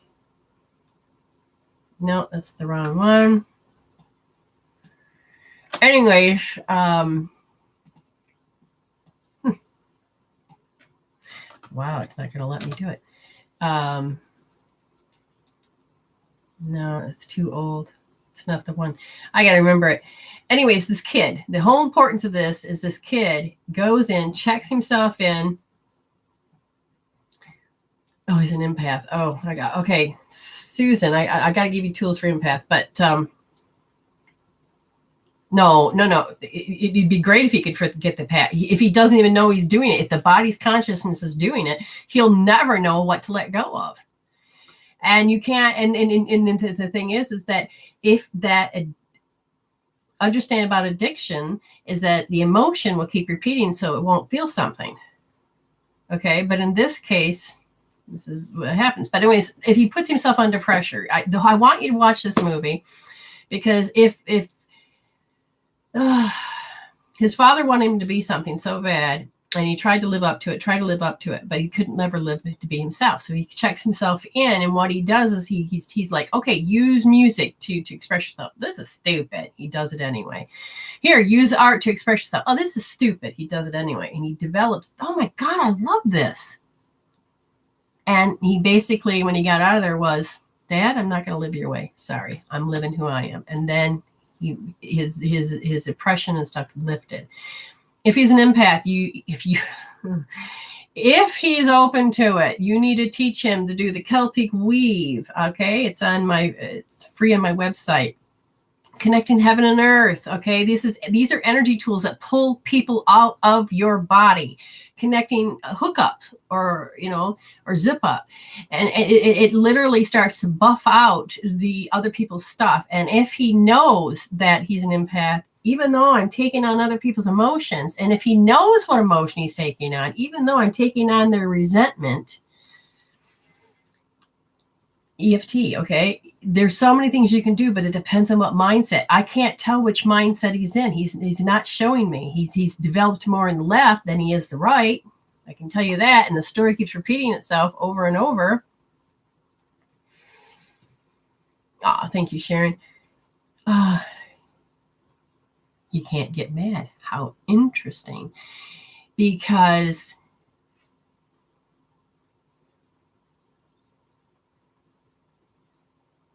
wow, he's doing a repulsion. Why is he doing a repulsion? So he causes him. Okay, let me explain what happens. All right, he has to cause him. He can't get mad. He can't do this is because he doesn't want a certain person to exert their power. Somebody at 3 exerted their power.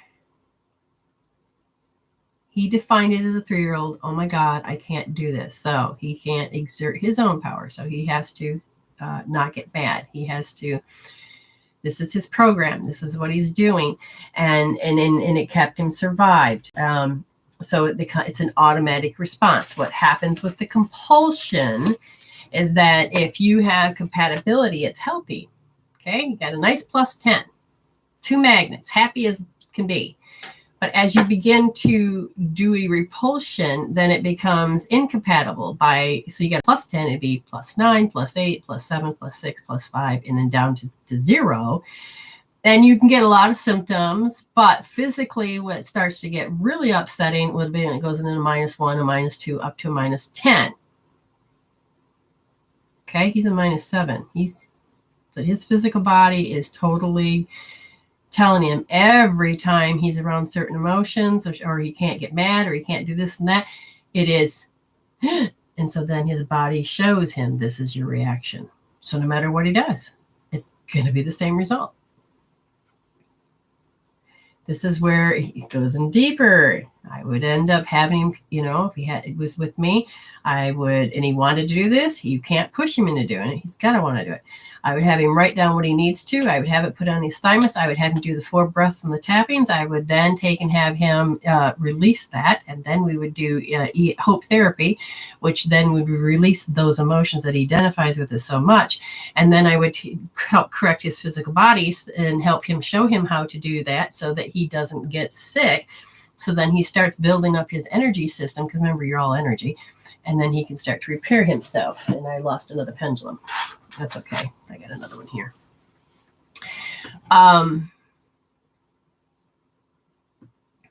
Thank you, Lisa. So it's important to understand that until you put yourself into those shoes, you won't get the depths of it. And sometimes it can be very taxing on the person that's watching this other person go through it. But let's boil it down to it. It is very confusing when you begin to read the energy. But I've devoted myself into reading energies and to help knowing that the universe has resolving tools that can help a person move in the direction that they're looking for.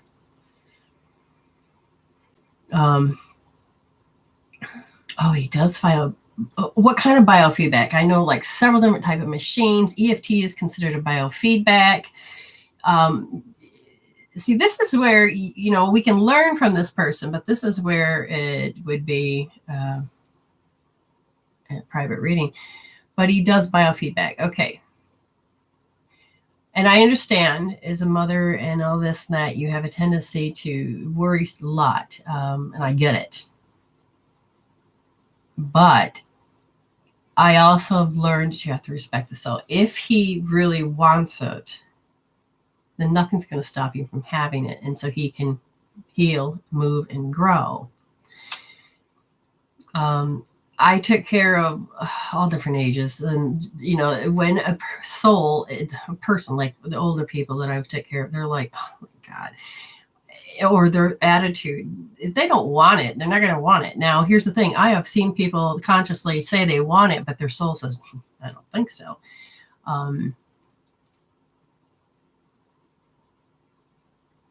You know, what type of biofeedbacks was he on? That's what's important.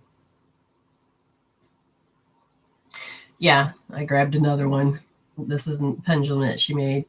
Yeah, I have a tendency to drop them on the floor, or they pile up my purse. Yes, so I love penjies, and they're like jewelry to me, candy. They're like my second extension. Okay, can't get over the heartbreak. Okay. The question is, does he want to get over the heartbreak? No, he wants to understand why. When you want to understand why, okay, does he really want this person back? Not really. I mean, if I were to consciously ask, he would say yes. If I asked his heart says it's a 2. Maybe, maybe not. But if I asked his soul, do you want her back? Oh, hell no. Okay. But then you have to understand, why was he attracted? Well, first of all, they said she was a past life love, which means they had unresolved issues, and that's what came into play, and therefore, but he has wrapped up his whole identity into that feeling. See, this is like I was saying earlier about birds. When that you give that heart, you lose yourself. But when you give your heart, you're not meant to lose yourself. Let me ask you another question. How fresh is it? How fresh is the breakup? Was it sudden, or was it long time coming? Because that's another important factor to put into play when you're dealing with the emotions, especially the heart. Why does he love her so much? Past life. But is that it was compatible. It was comfortable. It was compatible. It was what I know. It was familiar. And that's the first time I felt so deeply believed in. But he trusted it so much. And that the biggest pain that he has is that I cannot believe. And it's a shocker. Oh, well, that makes sense.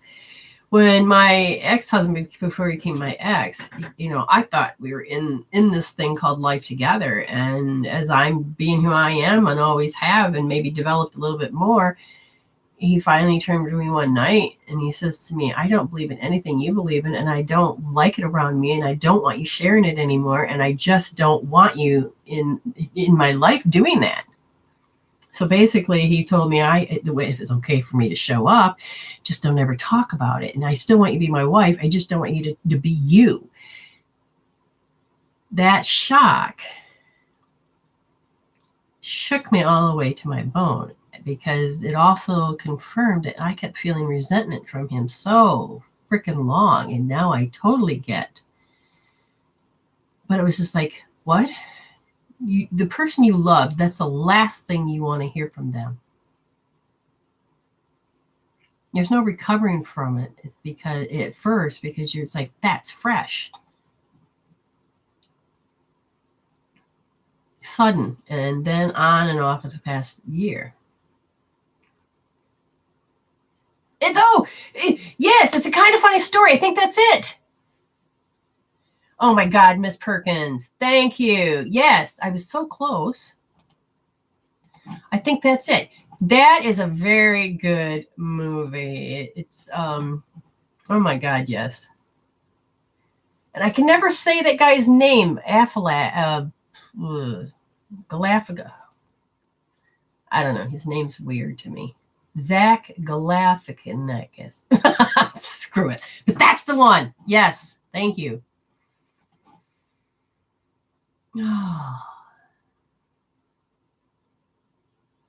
Yeah, your dad's spirit is there. He's frying up the pan. He says, you got this, Sharon. You got this. But yeah, if it's, I'm going to tell you, when your heart goes, what the fuck did I just witness, hear, and experience? I loved my husband. And when he did that, it was, I kept denying it for so long that he didn't love me. He says he loves me, but no. He wanted a woman that was, this is expected. Like, I'm moving out of that paradigm. I'm not in a Handmaid's Tale. Sorry. If you haven't seen the Handmaid's Tale, wow. Teresa at least can spell it. Zach. No, not Ben. I want to go Ben because that's how I kind of remember his name, but I screw that up. You guys have been wonderful, and it's really good. Suzanne says he is going to baseball, or is this going to overtake him? Okay, this is hard to describe because he will eventually pick up and live. But sometimes we can't put a time limit on how long you want to do it, how long you want to. So the broke up and happened. My question then, when in for the past year, sudden, then on and off for the past year. So if he broke up a month ago, or he broke up a year ago,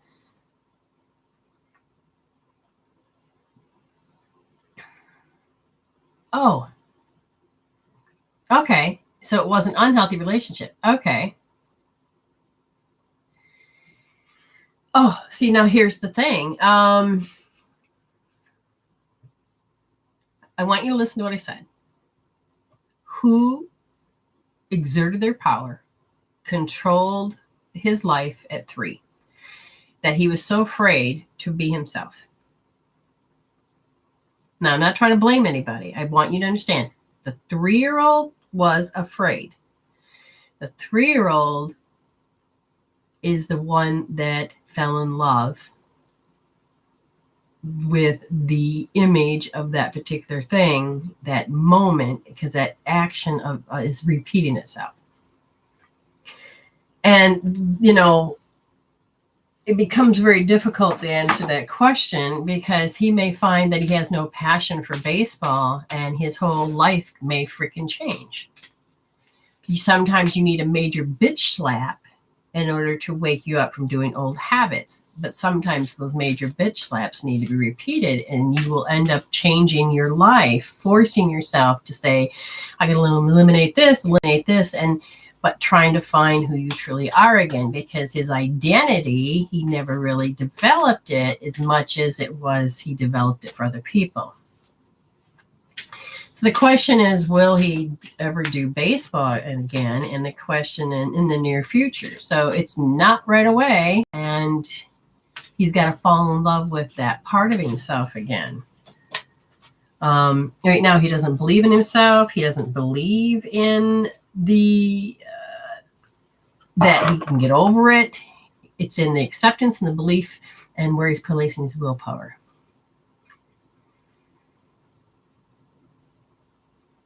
Well, he's obsessed. And see, this is what happens when somebody gets very obsessed. They tune everything else out.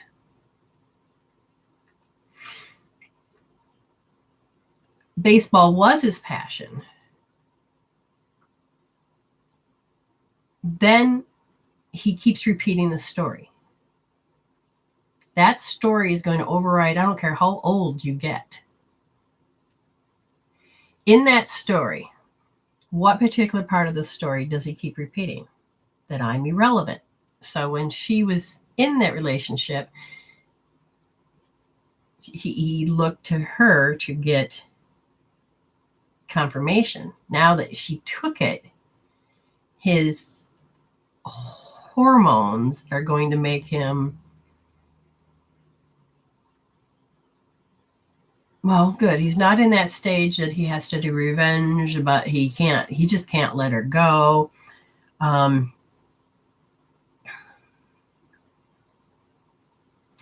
Have you ever had anybody in your life disapprove of you and then you try to overcompensate for everything in order to get their approval? Just think about it just for a moment. We do that to parents. Parents may have disapproved of something and then we're forever trying to get their approval. Look what I did today. And I don't care how old you are. You could be 80 years old or 6 years old asking your 80-year-old dad, look what I did today, looking for that approval, because that's the relationship status.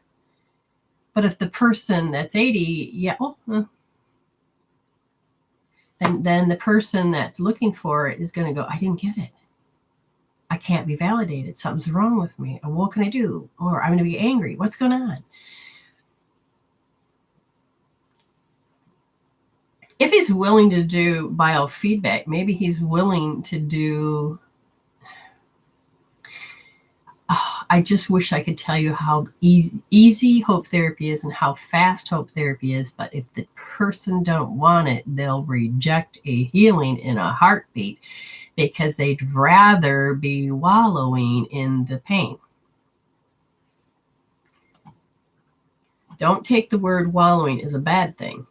Understand it's feeding them. They're getting something from those particular emotions. He sounds like he's not just anxiety, but paranoid. It sounds like, okay, you know what? I'm just going to do this. Which meridians, in order to correct this, would so that he could get over the girlfriend? The stomach meridian. Okay. And he's so afraid that he's not going to get on the team. What could we do to help correct that? Stomach meridian. Understand that the body has meridians, and those energies make you think. The body's meridians have emotions, and those emotions make you think. And so if you're thinking shitty, then that means that your emotions, there must be a particular emotion that's repeating itself. So what particular emotion is repeating itself that causes it? And it is irrelevant. If you look up irrelevancy, if you were to tap out irrelevancy, hope therapy gets it from 10 to 0. Hope therapy looks at all the directions and makes it go 0. And if you do it on your own, you'll get it down to 3. You're like, it feels 0. But I'm going to tell you that usually you don't get it on to 0 by yourself. You have to take that extra step, push it a little bit further, follow it up with EFT, but you got to get him to stop thinking that he's irrelevant. Okay, and when a person feels hope therapy, this is what I do one-on-one. Hope therapy is based on the meridians. Okay, each meridian has emotions. It's based on pulse points. Here is your 3 on this side. Here's your 3 on this side. But you got soft and then you got deep, which means you push deep. So you have 12 meridians on your wrist. And if I said to you, he wants to heal irrelevancy, because his irrelevancy is he can feel it. He can feel how you're not relevant to me. And oh God, see, it makes me totally sick about it. Where would he want to hold? Well, you would hold right wrist, second position, soft, because that's the stomach meridian. Soft, because that's the stomach meridian. Second position, because that's the stomach meridian. And it's a pulse point that connects into the stomach meridian. And that stomach meridian starts here, comes down, goes around, up, down, round, down, goes all the way off to second toe. It's a huge meridian. Even the small ones are just as important. But he keeps becoming irrelevant.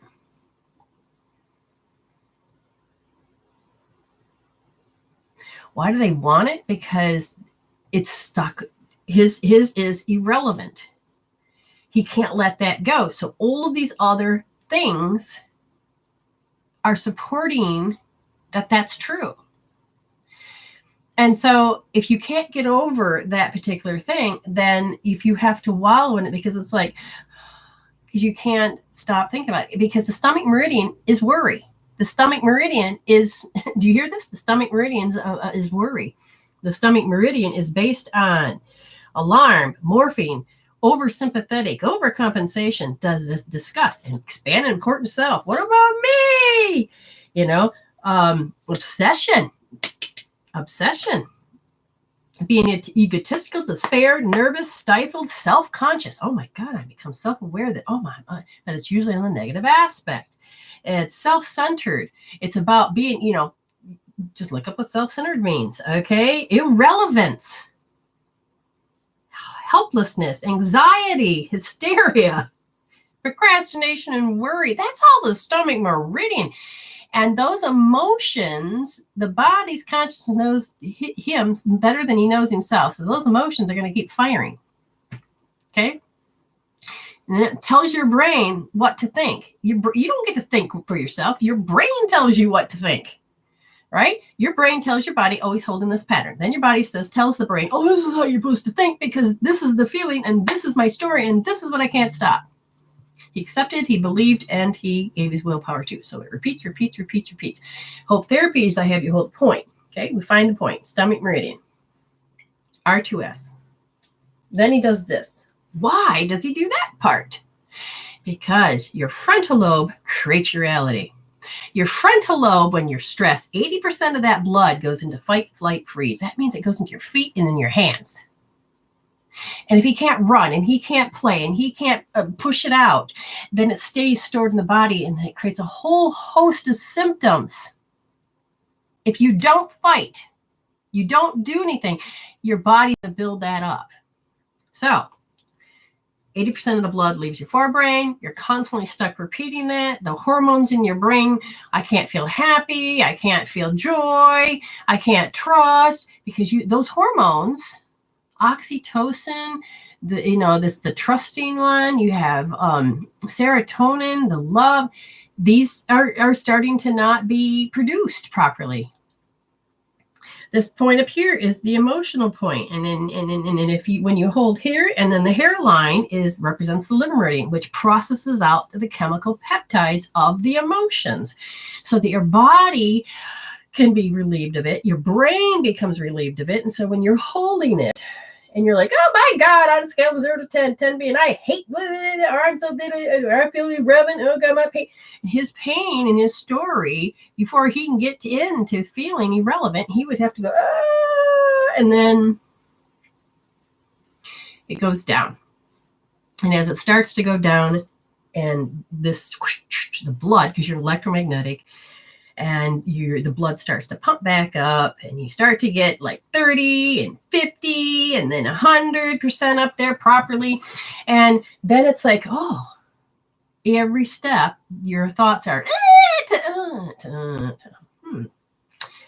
thought is, oh my God, wow, where'd it go? You want it back? No.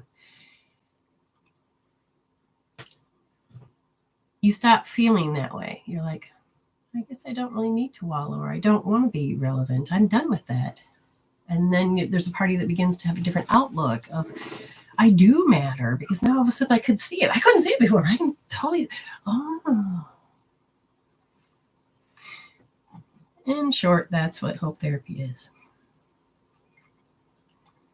Oh yeah, I'm sure it'll help your stomach. Because understanding source point healing is if you begin to rub those meridians, it'll start to, you put it on a scale, it'll come down. But if you are taking in too much energy, this is why when I looked at you, I thought, oh, you're going to need more of a read. You would have to start to take those emotions out. If you are habitual in any of those things I said that represents the stomach, then you're going to need to take it out. Amy knows, because, we're working together. And you can get this stuff down. Very good, Sharon. Sharon says, Gordon says, you would consider pain as his normal state. Yeah, because you wouldn't know anything different, because that's all that's being produced. That's what he's used to. Yes. And so Amy says, after I have a healing, I always end up in the bathroom. Yeah, and the thing is that sometimes you don't have to have that reaction, but if you understand, and don't take offense at me, but the way her body is energetically, it has taken a beating. She's had, you're 26 years cancer free. Her body has taken a beating, not just from the emotions, but from the chemotherapy and from the cancer and the whatever else she may have had. And so that's why you need to remove those toxins out. All right, how long does it take? Now, this is like, for instance, Amy, it depends on the subject. I know what you're saying here, but the thing is, if he's reluctant to do it, then that'll depend on him. But I've had people come to me completely devastated, and sometimes it can take up to 10 minutes, up to 2 hours, depending on how much they want to keep repeating or how much they've collected, because you have to look at life as a kaleidoscope. You know what the kaleidoscope is. And so sometimes we have to look at the perspectives, and you're taking and getting the wisdom from all of that.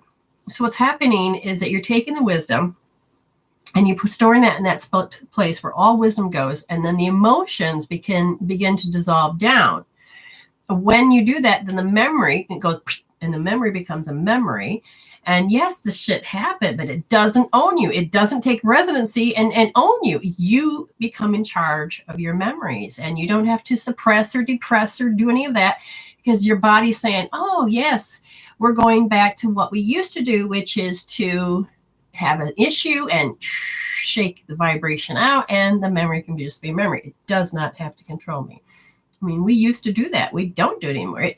Our triple warmer is not upgraded. You want to book a session, you go to my fan page and you'll see the prices and the times. Now, I live in South Australia, so this is a good time for me. This is my 2:30 in the afternoon. I work with people that are all over the world and at different times, so we try to figure out the best timing. Some people do it in increments. All I can do is 20 minutes at a time. Fine. Give yourself 20 minutes at a time then.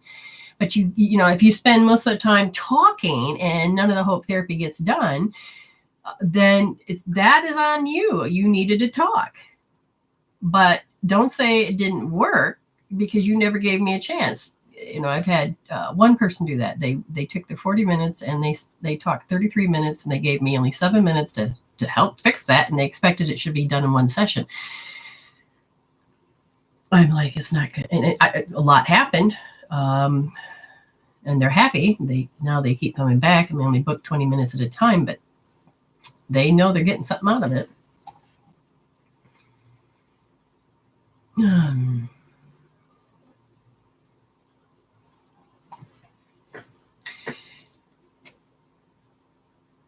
So I'm glad that this has happened. I am glad that you've had the experience, and that I could discuss with you what a lot of things are.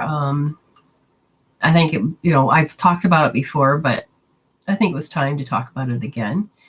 People don't realize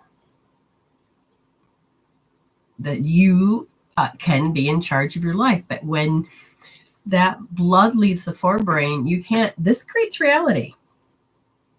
Just take it one step further. What do they do? What are lobotomies? Lobotomies is they went in, they killed part of that frontal lobe, and so that you would stop thinking and feeling, right? Well, your amygdala is where your emotion is, and that's what keeps tripping. And that's what we're doing, is we're helping to reset that. But the frontal lobe is these people stop taking care of themselves. They could care less if they fed themselves. That they didn't even know that they needed to cry out, and they just became nobodies. Does this make sense?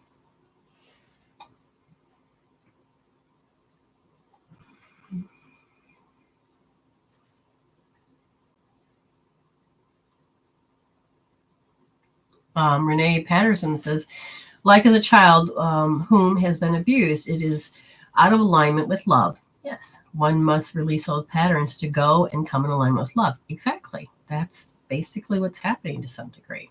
Okay.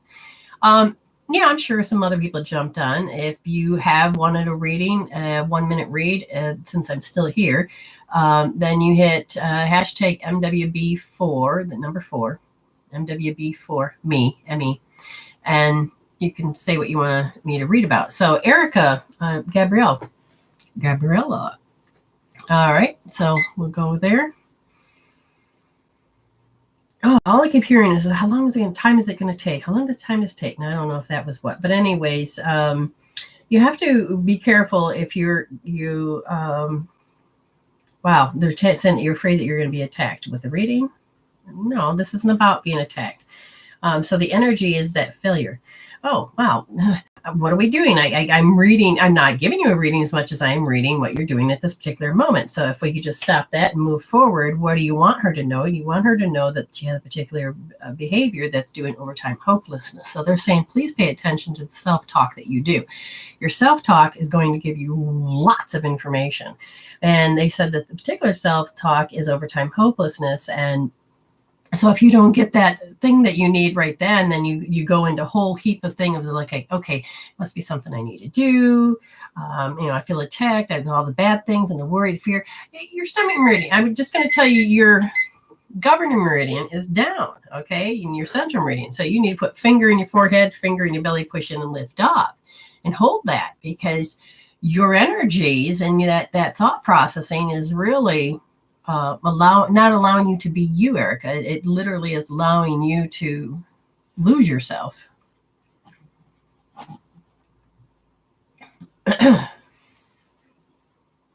See, that's the thing. He's been loved and cuddled and nurtured his entire life. Exactly. Every peaceful childhood. So his 3-year-old self is confusing. Yeah, but you got to remember, a child is going to interpret world a whole different way. Now, here's the thing. We can be the best freaking mothers in the entire world. Okay. When a soul stands up, your soul stands up, you're a beam of white light, and you have all of these other beams of white light of consciousness. And you, before you come here, you say, oh, I need to deal with, let's say, I don't know how to retreat. I don't know how to take care of myself. Okay. How's that going to look? Well, your soul says, I need to do that. So you have one hand raised up and it says, oh, I'll give you, I'll be your mother. I will dominate you into behaving a certain way. So, I grew up where my father was that his way is the right way, and there's no other way. Okay. So then you have the mother that has, we have to, get along in the family, your father's right type thing. And so they were great parents to some degree, but it's the paradigm. It's all of those things. Now, as a child, we come in, we have that healing. Oh, I don't know how to take and take care of myself. So now I have to rely on my mother. So my mother's going to do everything for me. This is how I see it. Okay. My mother will do everything for me so I don't get hurt or this. We don't know. It can be an over-loving act. My kids were cherished and loved, and they had discipline, but it was, okay, you need to cope. Okay. So let's go sit in timeout. Breathe it through, calm down, and then you just stand back. You don't talk. You don't give them eye contact. They got to learn how to cope and with their emotions. And my son was really good at noticing that, when mommy asks for something, then you give it to her. Okay. But at the same time, now I did my best to be a good mommy. He interpreted that as that, well, mommy, you just do what mama says. So she doesn't put you in timeout, or mommy. How are they going to interpret it? You can't guarantee what that's going to look like. Okay. Doesn't mean have to be anything. Your soul chose to be the bad guy in his eyes at certain times. Maybe not. Maybe you did. So, and then when my kids got a little older, the internet came. Everything was about the internet. Oh, mommy now wants to play with me. No, the internet's more important for me. Okay. It's all of these dynamics that start to come into play. My husband says, well, you don't listen to your mother, and it's like, wait, what? Why aren't you supporting me? Why are we doing this separate? And it got very confused, so there's all these dynamics, but doesn't mean you have to be a bad mother. If they don't understand, if they came in from the past life that they had to deal with not knowing how to cope, and you've done everything you can to help them cope, but the past life is saying, but we haven't really reached that, then they're going to learn it from some teacher or a relative or the church or the environment. You don't know where they're going to come from. So it's not about blaming you. It's about, how does that soul coming in? You're doing the best you can. And if he saw it as an exertion of power, because you said he's an empath, so that he doesn't see you. When he was a child, he saw energy. He didn't see you.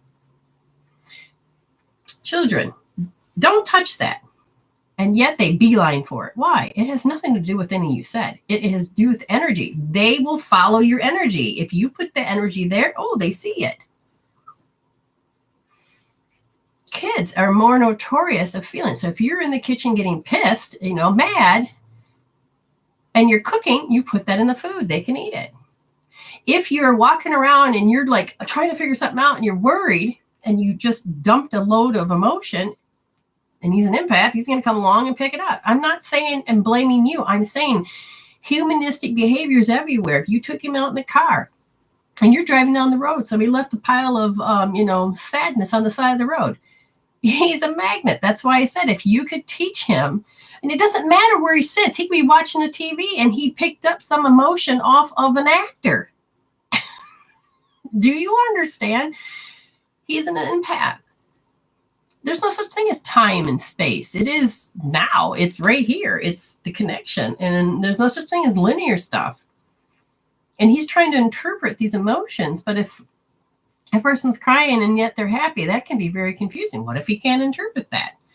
What if he did not download that this is this motion, that motion? You didn't know about that meridian until I told you. So it's not about blaming. It's about developing and an empath. Oh my God, I'm notorious as an empath. I picked up everybody when my mother had to go through losing a son. I thought my mother didn't love me, but my mother was shocked. My mother lost her child. My mother didn't know how to cope. I interpret it completely different. Is it her fault? No. My soul said, this is how I'm supposed to interpret it. He saw the exertion of power. What if all of a sudden somebody comes up to him and said to him, don't do that because you don't want him to touch the stove? That's an exertion of power. He sees energy. He doesn't really pay attention to the words. And it's not even half of what we say, because most of it is based on gestures. What if all of a sudden, oh my God, do you ever pick up an animal that's heavy? You feel they're like a horse, masculinity. All right. No, it's not about masculine. It's muscular. And all of a sudden, when they jolt and they move, that can be forceful energy. Does it mean that they're evil, angry? No. When you feel, if you're kinesthetic or we're all sensory beings, but if yours is over and you're more sensitive, you get to decide how you interpret it. Nobody can tell you. Because it has to be your experience. It can't be anybody else's. It's yours is based on what you chose to say in your soul contract. Yes, again, don't blame yourself at all. Okay, he didn't want to do. She says, well, he hated going to preschool and leaving me. You know what? He didn't know how to cope. But he knew the emotion of rejection or loss or change, but that's how he defined it. He is meant to develop. Okay? Did you cause that hate? No. The point is that's what his soul contract. That's when, okay, babies come in. I will talk to babies before they're born. And we can do some healing while the baby's in the womb. Then they're born. And that is looking at it in a what is more cemented or solid as their soul contract. So I will see kids will come in with a weak heart, not heart, a weak heart meridian. Okay, just so you understand. And all of a sudden, this meridian will make it so, because the heart has a lot to do with their speech, language, and taste and sensory part. And so if they're coming in with, in this case, let's look at the heart. If some of them are coming in with, I can't cope. Okay, I can't cope because that's part of the soul contract. Then that heart meridian will kick in, and then you'll see a whole host of things. Okay. I see it, other people's, like their gallbladder meridian will kick in, and then it'll be a story that they can't cope with, and other people's resentment, because resentment is part of gallbladder. These are units. Okay. These meridian things are units, and these are stories that you're supposed to play out. Okay. So if I were to go back further, when you said cried every day, leaving me for up to 6th grade. Okay, why did his soul project this? Because his arrested development that happened at 3, and it had to do with feeling deficient. Did he think he was deficient? No. Soul said he has to look and develop deficiency of being able to cope. Okay, so what meridians when he was born kicked in that would cause this? Triple warmer, which is your army, which is the one that goes into I have to be in fight, flight, freeze, I have to be under stress. And then his heart meridian kicked in, and in this case was heartache. Again, this is genetic. No, this is past life.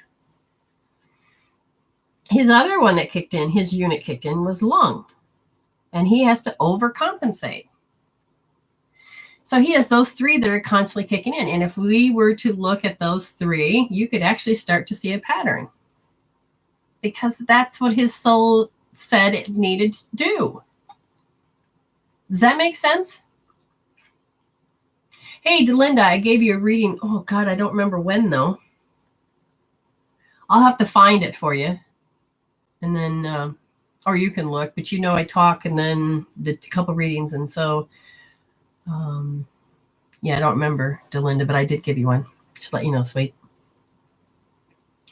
The crying was because that was his coping. His crying was that he was coping because he didn't know how to handle the heartbreak from that past life. The exertion of power is what showed up as that he was meant to, I have to endure this. Okay, so if you had to do what the law said, which was send your kid to school or send them to wherever, they need to develop this sense of independence. Then it's not about blaming. These are programs. These are soul. This is soul work, honey. Okay. Does this, I don't know, Susan, are you still here? Is this making sense to you? Okay, so how do we help somebody we love so deeply? You're doing it. You're getting information for yourself. Providing you understand, don't blame yourself. Understand that emotions are playing itself out. You have a chance to help resolve these emotions. Now, if he is open to just even putting his hand, I can show you. I have a website with free healing tools. If he could just do this while he's crying over her, do you know that's going to help out so much? Just because the electromagnetic energy he's going to bring that blood up. I have watched people that didn't even do hope therapy points just do this. And if they were to measure it on a scale from 0 to 10 made, and they're holding their head. things will start to change. It's like going for a great walk, and it changes your anxiety. It changes it out because you're able to pump the blood to your head, and you get to pump in, and those emotions, the chemical peptides you need is dopamine and serotonin and oxytocin, and those kick in. Walking's great for you when you're depressed, anxiety, or any of that. Get out and frickin' walk. But if you can't do that, if you just do this, then your blood's going to come back up, and these will balance out. If he's hormonal, then you do that. Women, we have hormonal changes, menopause, any of that. You just hold these points, the flat point, the round point, the top point. That's pituitary, pineal, and hypothalamus.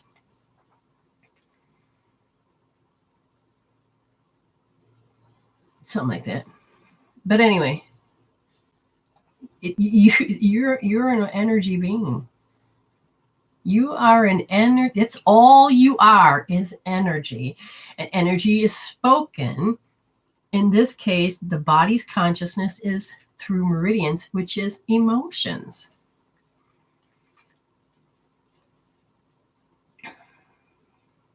Amy says, oh my God, the OMG point helps a 4-month-old granddaughter. What was the story, Amy? I forgot. It was like, because you can't really help somebody, especially, when you're tapping. So I said, put your hand here and just help. It feels love. It's coping. If a child hates that, if you're pushing too hard, it's going to feel awful. But if you're just even hovering, you are creating an electromagnetic current, and the blood comes up and you change it. And I can't remember the story, but it was something to do with the nightmares, or there was some reading I think I gave. And then I said, place your hand on there and that will help transform it. I mean, I told Amy to use a bobble wand. So she created one, and she used a bobble wand to help with gas pains. And it was just emotions and things like this that's unresolved because the child's trying to figure out what it wanted, while the mom worked and all this. And she came in and took care of these children, and these children are learning and growing. So if you, and the thing is okay, let's say I don't want to do any of that. Well, if you could just get him to rub his points on his foot, the top part of his foot, that's a source point. And that energy goes straight to the stomach organ, and then it goes to the meridian and helps balance some of this out. You'll probably need other meridians, but the meridians are an amazing thing. They are just completely amazing thing. Okay.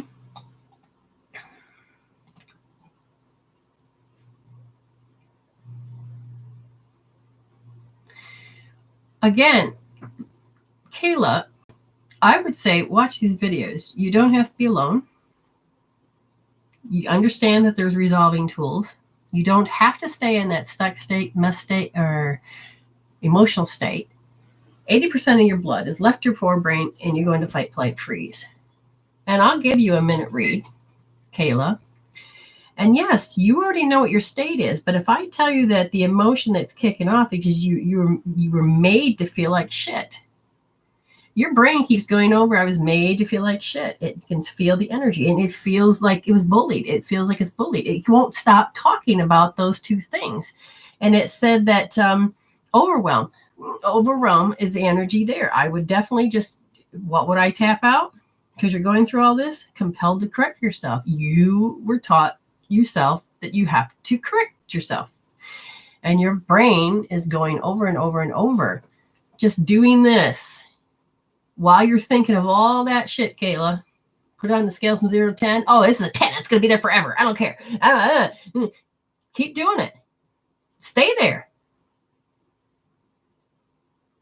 The blood's going to come back up. Help you create reality differently, and your emotions that you swear to God was a 10 is going to come down.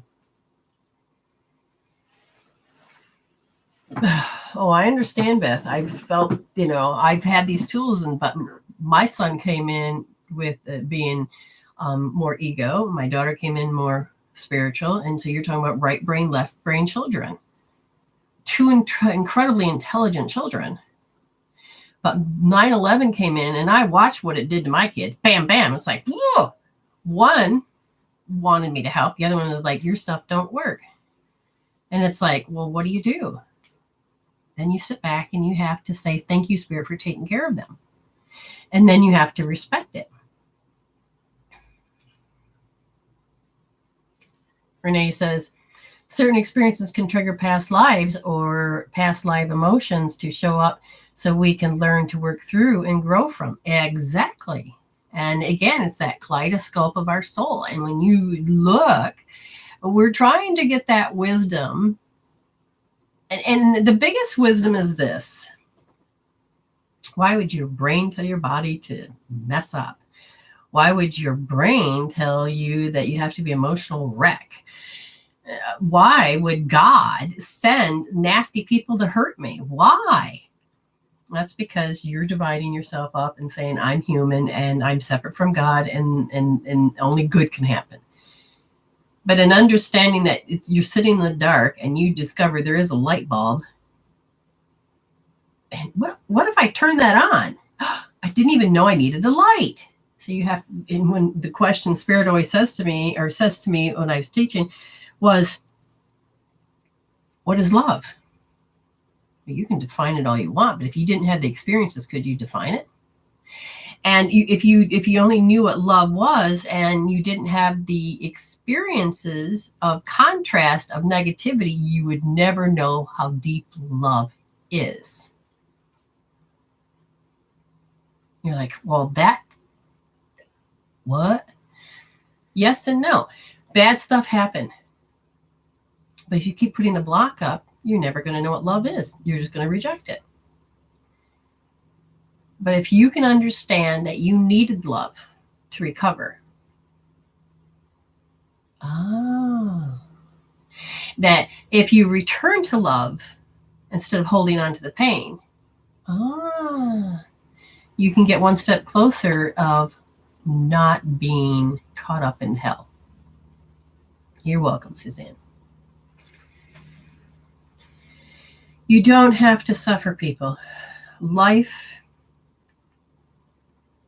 we're taught by a certain level of consciousness that you're supposed to suffer or you go to hell. Not true. Did you know that we are hardwired for joy and suffering is an option? That blew my mind. But we have energies that are radiant circuits that are intentionally meant to come in to give us joy. But we have cut them off. We have shut them off. We have turned them off. We have shunned them off.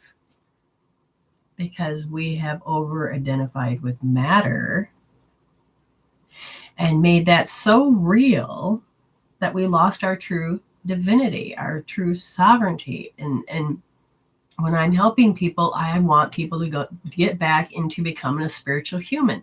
You don't just have to separate and say, I'm human or I'm just spiritual. A spiritual human is stop living out of both sides of your mouth. You learn to become integrated and you become spirit first as a human. And when I say living out of the two sides of your mouth is most people walk around going, I'm spiritual. And the next fact, you dick. You cannot have two masters that live in that body. You can't decide that you're going to be joyful and be a mean bitch in this next second. If you begin to integrate it, you would understand that you would draw the line, create a boundary, and then you don't have to lose your power, and you may have to assert yourself into the energy field of, I don't need to act this way. I used to contract my energy when a man was around because that's what the paradigm was. And when I realized that I was sitting there going, oh, I forgot to do this. I forgot to do that for my husband. Oh, please forgive me. That's contracting. But then I was like, wait, what the fuck? What if they did it to me? How would they cope, handle, deal? What would they think? So why is it that I'm thinking that I have to beat myself up and contract? I don't. That's a choice. Why not choose that? It happened. It just is like, yeah, sorry, I didn't get to make your lunch, or I didn't get to do this, but I don't have to lose power. And the third option is out there, but we're not trained to do that. The third option is the integration of the yin and yang. It's the integration of the infinity. It's the integration of spiritual human, but we don't know how to live there. And that is part of why I want to teach, help, handle, and deal. And do you need the tools? You are the one that needs to we need to move out of misery. The best thing I could have done for my life was that I used resolving tools, which opened up my mind, which allowed me to not have to live in that I have to be less than, or that I have to go through hell, or that I've got to perish, or that I've got to be, beat up. Damn, those were choices? Son of a bitch. What in the hell am I choosing them for? Anyway, you guys are great.